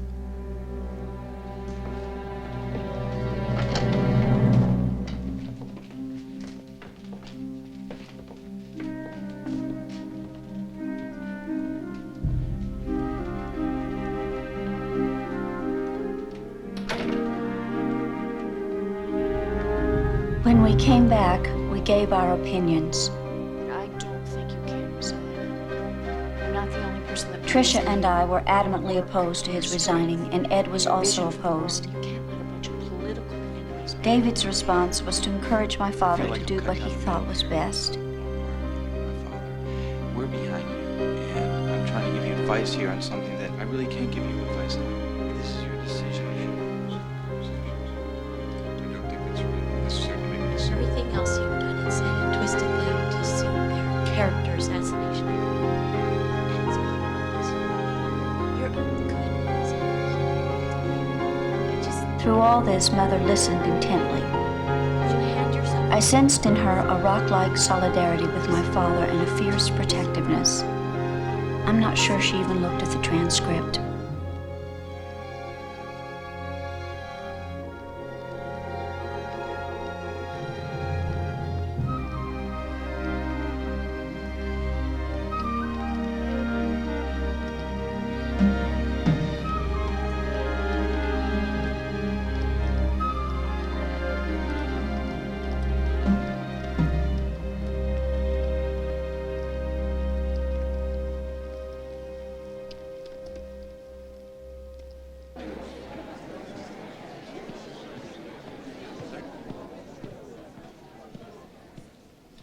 Thank you all for coming.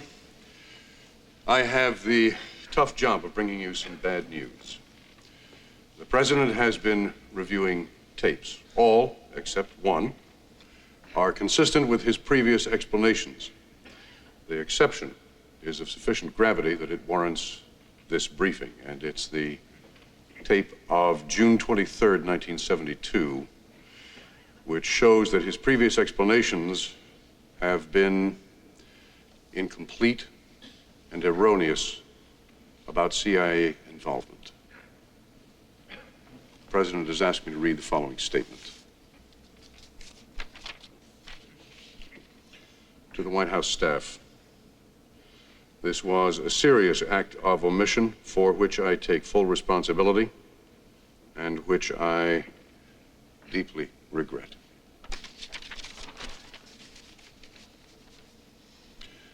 I hope you will all stay at your desks, if not out of loyalty to the president, out of loyalty to the nation. I've served with men in combat, and I can say that no men and women have been as brave as this White House staff. Thank you.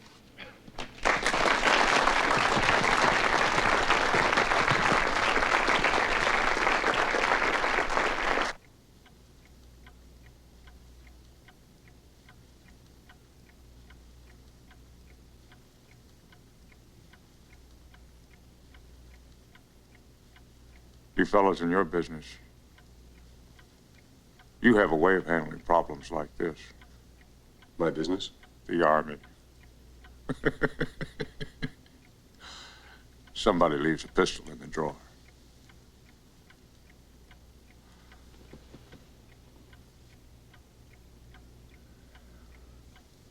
I don't have a pistol.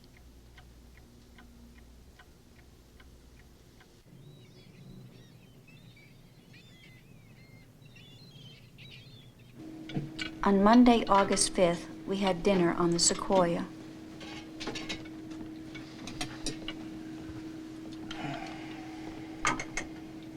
It was obvious that my father did not want to talk about the telephone report he was waiting for. A report that would tell him whether or not he still had congressional support in the wake of the release of the June 23rd tape.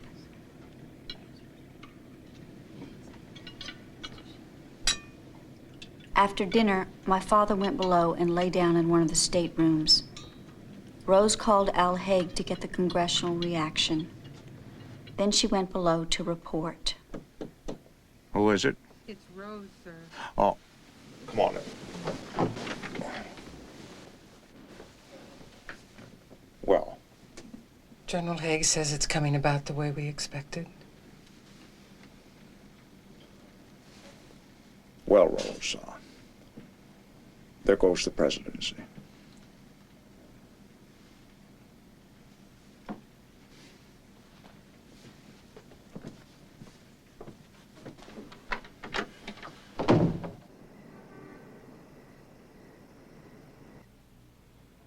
I called the president's doctor.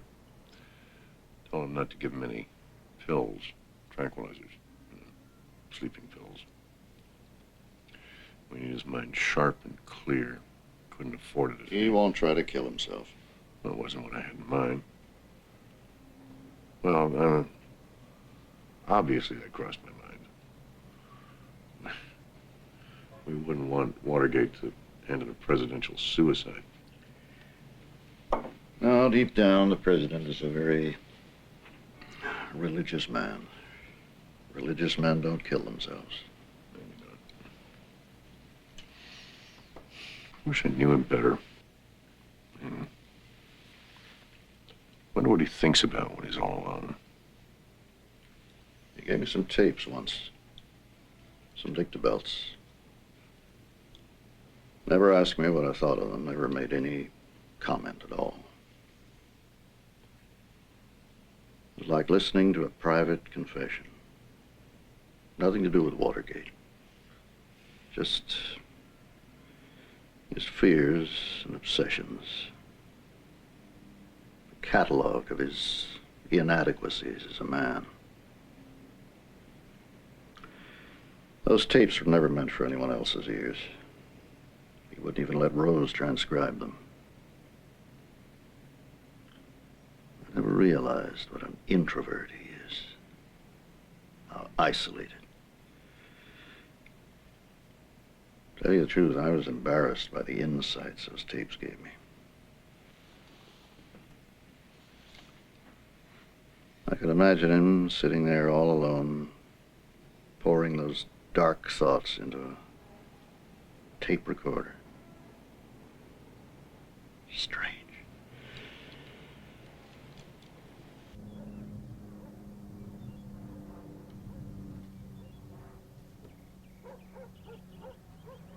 Dear Daddy, I love you. Whatever you do, I will support. I'm very proud of you. Please wait a week or even 10 days before you make this decision. Go through the fire a little longer. You are so strong. I love you, Julie. Millions support you.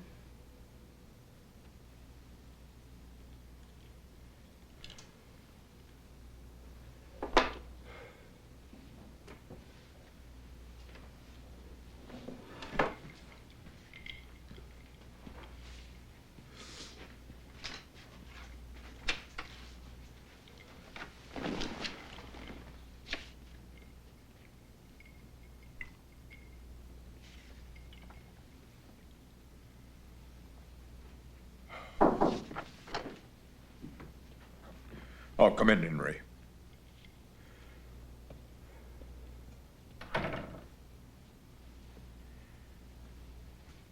Henry, I've decided to resign the presidency effective noon on Friday. We'll need to notify foreign governments tonight, immediately. And I would like to send special messages to the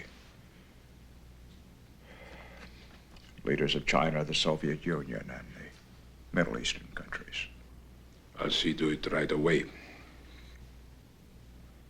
They'll be asleep in Cairo and Tel Aviv. 8 weeks ago, they lined their streets in the thousands and tens of thousands to cheer me. That was a great triumph, Henry. It was. 8 short weeks, triumph to disaster. Henry, I'm not sure I'll be able to resign. Can I be the first president to quit office? Whatever you decide, you will always be respected as one of the finest statesmen this country has ever known. Do you think history will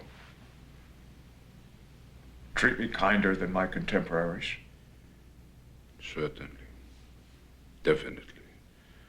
When all this is over, you will be remembered for the peace you have achieved. All foreign leaders regard you as a man who has shown the greatest distinction in international diplomacy. Watergate is not going to change that. Your reputation is secure. Yes, but,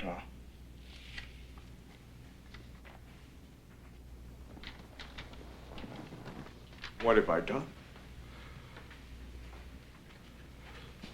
What have I done to this country and its people? Everything is so confused.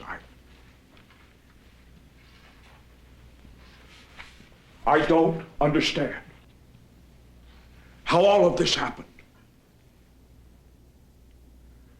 How can a simple burglary lead to all of this? I know you are not a courageous man by nature, but throughout your political career you have shown remarkable courage. You have made tough decisions and you've never faltered. Don't lose that courage now, sir. Henry, I know you're not a very orthodox Jew. And I am not an Orthodox Quaker. But,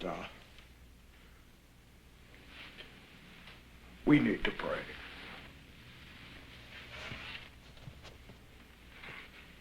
God, grant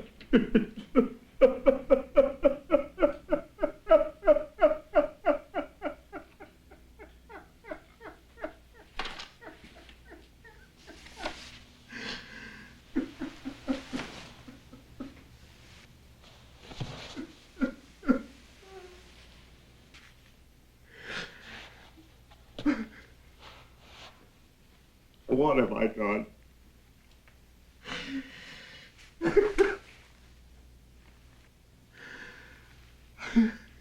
Nixon had set himself a goal beyond human capacity, to make himself over entirely, to create a new personality as if alone among all of mankind he could overcome his destiny.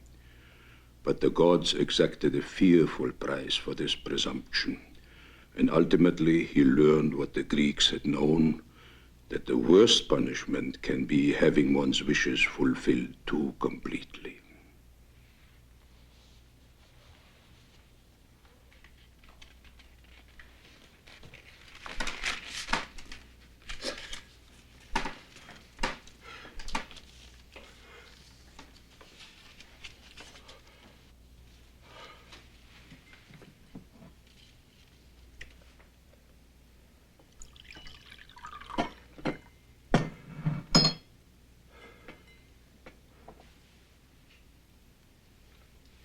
You are a great patriot, Mr. President, and a great peacemaker. You've never lost sight of the ideals you believe in. You will go down in history as one of the great peacemakers of all time.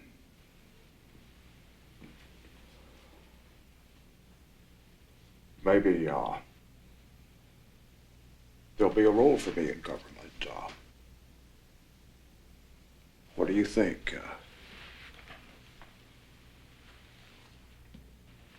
Advisor, perhaps?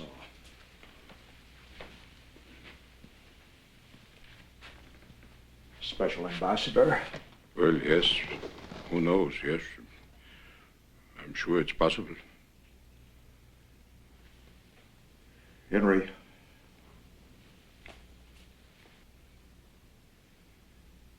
you know you must stay here and carry on with Jerry the things that you and I have started. The whole world will need reassurance that my leaving will not change our policies. They don't know anything about Jerry Ford.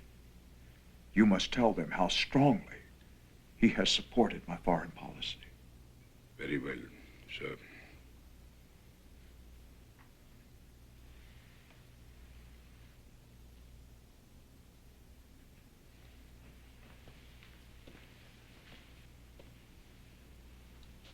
Henry, please don't ever tell anyone that I cried or that I wasn't strong.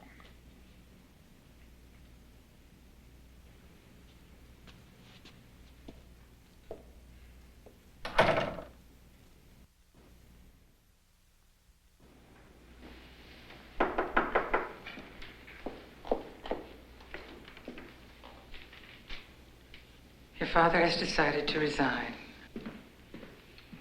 Okay. We're going back to California. We're all very proud of you, Daddy.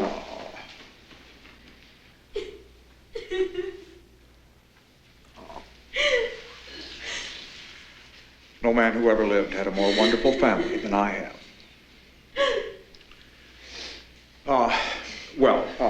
This cuts it off, Ed. We'll go out to California. They'll leave us alone. No, they won't, sir. I know these people. I worked in a U.S. Attorney's office in New York and went to school with some of them. They're very smart and they're tough. But most of all, sir, they hate you with a passion. And they will hound you and harass you for the rest of your life. Well, let's hope I can take it like a man. Come in. Oh, I asked Ollie to come. Ollie, take a few shots. Mr. Ziegler said I've got to photograph absolutely everything. Yes, that's right. For history. How do you want us, Ollie? Some sort of group shot or what? Well, that's up to you, sir. What do you think?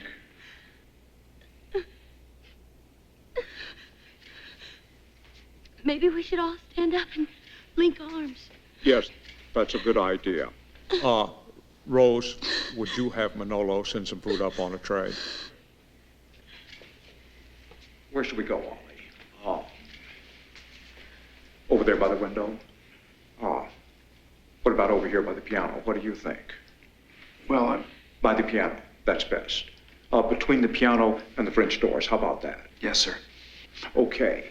Okay, everybody. Over here. Come on. Come on, everybody. Over here. Julie, you come over on one side. Nick, Tricia and Ed to the other side. Pat me in the middle. Julie, you go to the left. Okay, let's all bunch together. Link arms. Okay, That's fine, Mr. President. I can't, Daddy, I can't. It'll only take a few seconds. Get moving, Ollie. I don't want to be photographed like this. Try again, Ollie. Keep going till you get a good one. Come on, everybody. Come on, smile now. Come on.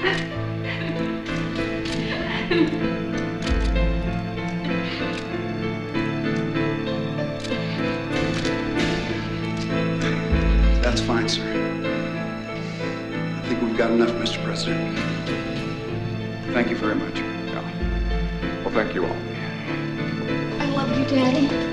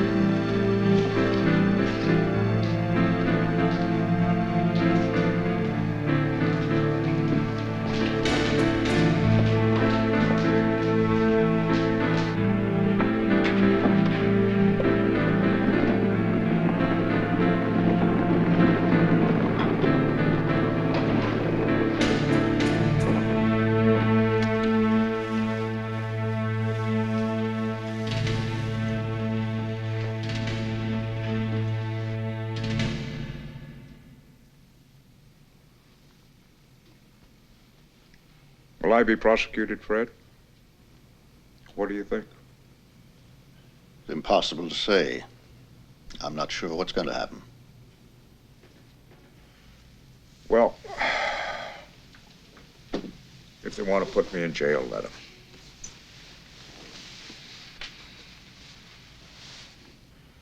At least it'd give me time to do some thinking.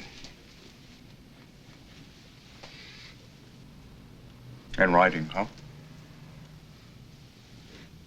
All the best writing done by politicians has been done from jail.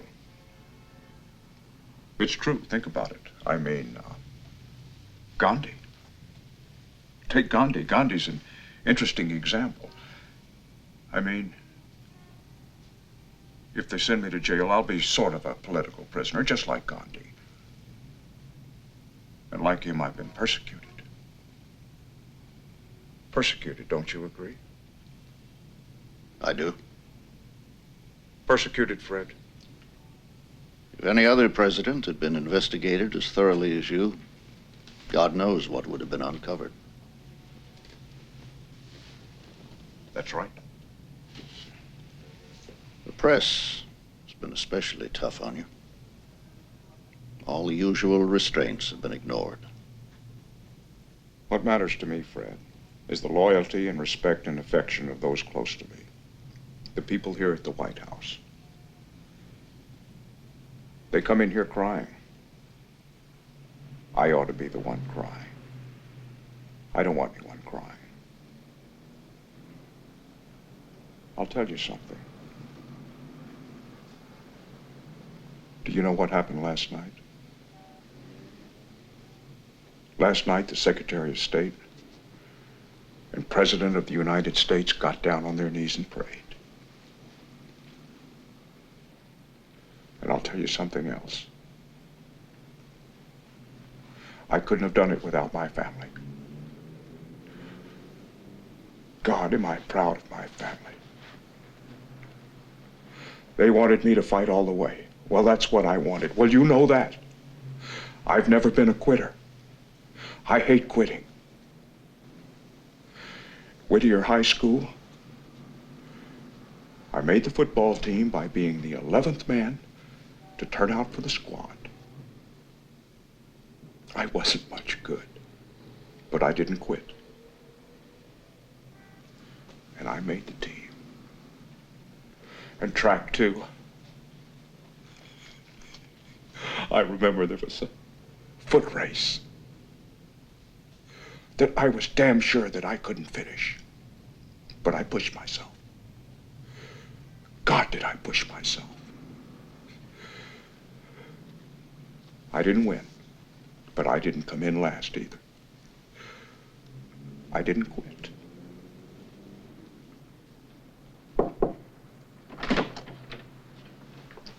They're ready for you in the Oval Office now, Mr. President. Thank you, Steve.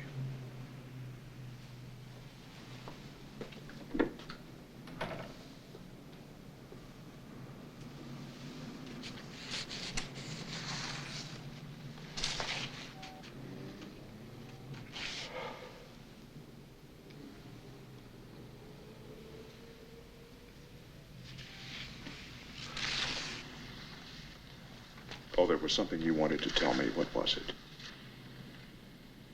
I received a call from John Wilson, Bob Haldeman's lawyer. Yeah. Regarding this thing about the pardon. No pardons. Okay. You call him, you tell him. No pardons will be granted. And that's the end of it. Okay.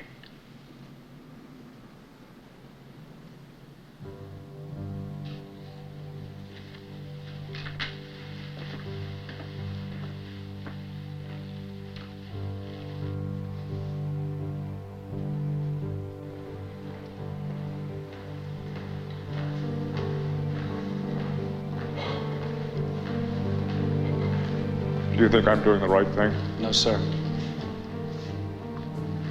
You support me? Yes, sir. But you should hang in there.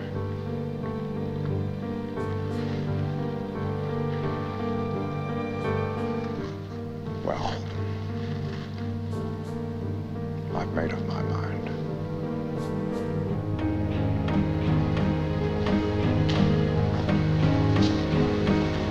Two minutes to air.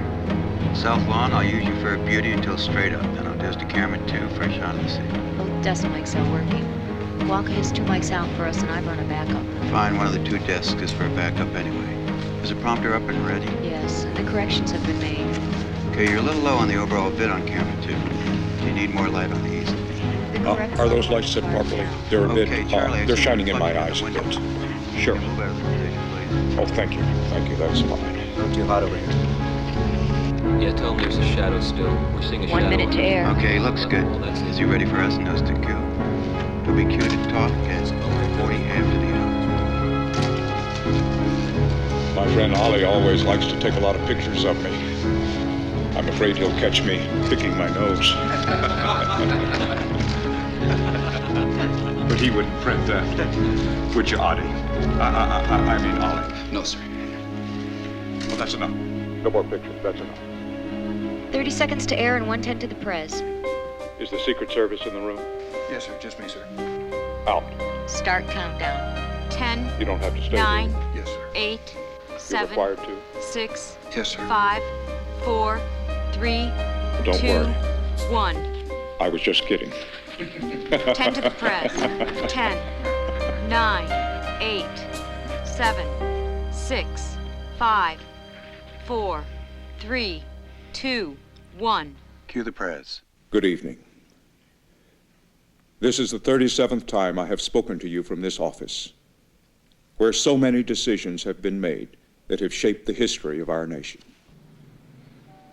From the discussions I have had with congressional and other leaders, I have concluded that because of the Watergate matter, I might not have the support of the Congress that I would consider necessary to back the difficult decisions and carry out the duties of this office in the way the interests of the nation will require. Therefore, I shall resign the presidency effective at noon tomorrow. Vice President Ford will be sworn in as president at that hour in this office.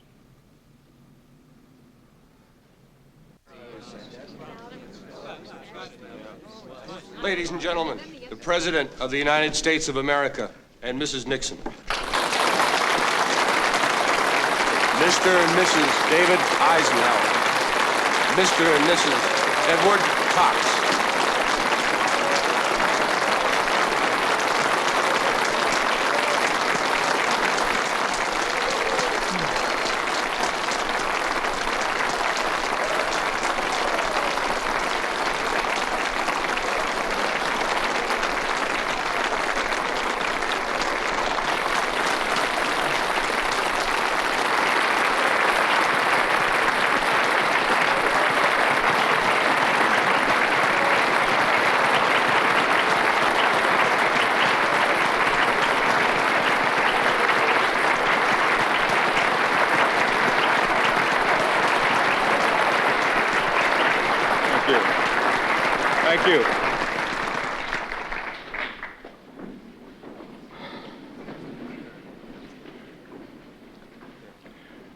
members of the cabinet, members of our White House staff, all of our friends here. You are here today to say goodbye to us. And we don't have a good word for it in English. The best is au revoir. We will see you again. I look around here, I see so many people on the staff that I should have been by your office and shaken hands. And I would have loved to have talked to you and found out how to run the world. Everybody always wants to tell the president what to do. And boy, he needs to be told many times. But I want you to know that each and every one of you I know is indispensable to this government. I am proud of this cabinet. I am proud of our White House staff. Like I said last night, sure, we have done some things wrong in this administration. And the top man always takes responsibility, and I have never ducked it. But I would like to say we can be proud of it.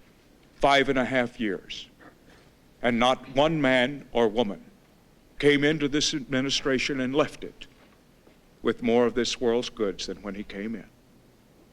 No man or no woman ever profited at the public expense or at the public till. And that says something about you. Mistakes, yes, but for personal gain, never. You did what you believed in.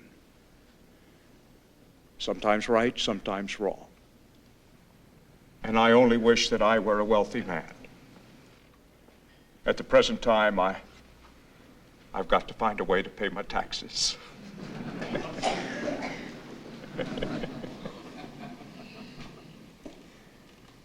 And if I were, I would like to recompense you for the sacrifices that all of you have made to serve in government.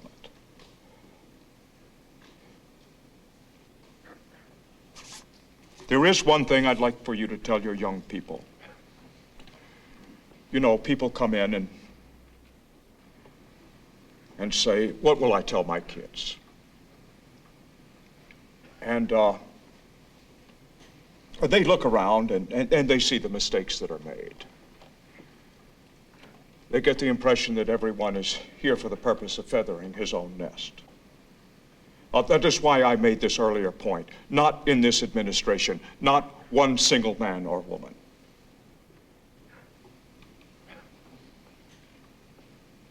And I say to them, there are many fine careers. This country needs good farmers, good businessmen, good plumbers.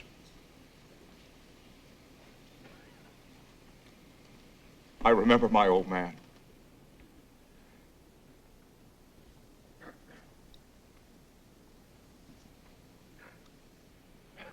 I think they would have called him sort of a little man, a common man. He didn't see himself that way, though. You know what he was? He was a streetcar motorman first. Then he was a farmer. Then he owned a lemon ranch. It was the poorest lemon ranch in California, I can assure you. He sold it before they found oil on it.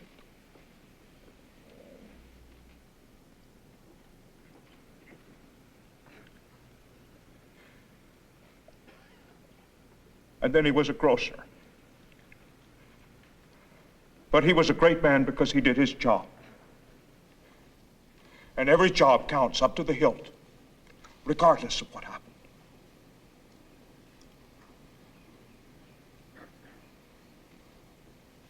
Nobody will ever write a book, probably about my mother.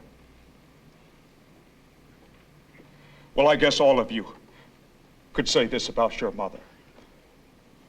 My mother was a saint.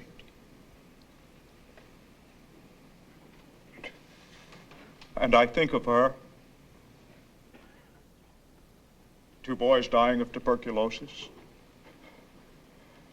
nursing 4 others in order that she could take care of my older brother for 3 years in Arizona. And watching them die. And when they died, it was like one of her own.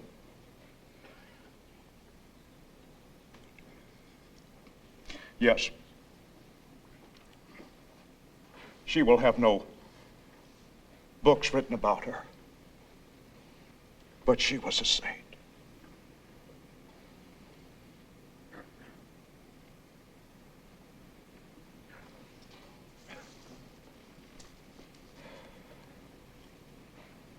Now, however, we look to the future. As you know, I kind of like to read books. I'm not educated, but I do read books. And here is a little quote from Theodore Roosevelt I found while reading my last night in the White House. And this quote is about a young man. He was a young lawyer from New York, and he married a lovely girl, and they had a lovely daughter, and then suddenly she died. And here is what he wrote. This was in the diary. He said, "She was beautiful in face and form, and lovelier still in spirit. As a flower she grew, and as a fair young flower she died. And when my heart's dearest died, the light went from my life forever." That was Theodore Roosevelt in his 20s. He thought the light had left his life forever. But he went on. And he not only became president, but as ex-president, he served his country, always in the arena, tempestuous, strong, sometimes wrong. But he was a man. And as I leave, I think that is something that we all should remember. We think that when someone dear to us dies, we think that when we lose an election, we think that when we suffer a defeat, all is lost. We think, as TR said, the light had left his life forever. Not so. It is only a beginning, always. The young must know it, the old must know it. It must always sustain us. Because the greatness comes not when things always go good for you, but the greatness comes and you are really tested when you take some knocks, when disappointments come, when sadness comes. Because only if you have been in the deepest valley can you ever know how magnificent it is to be on the highest mountain.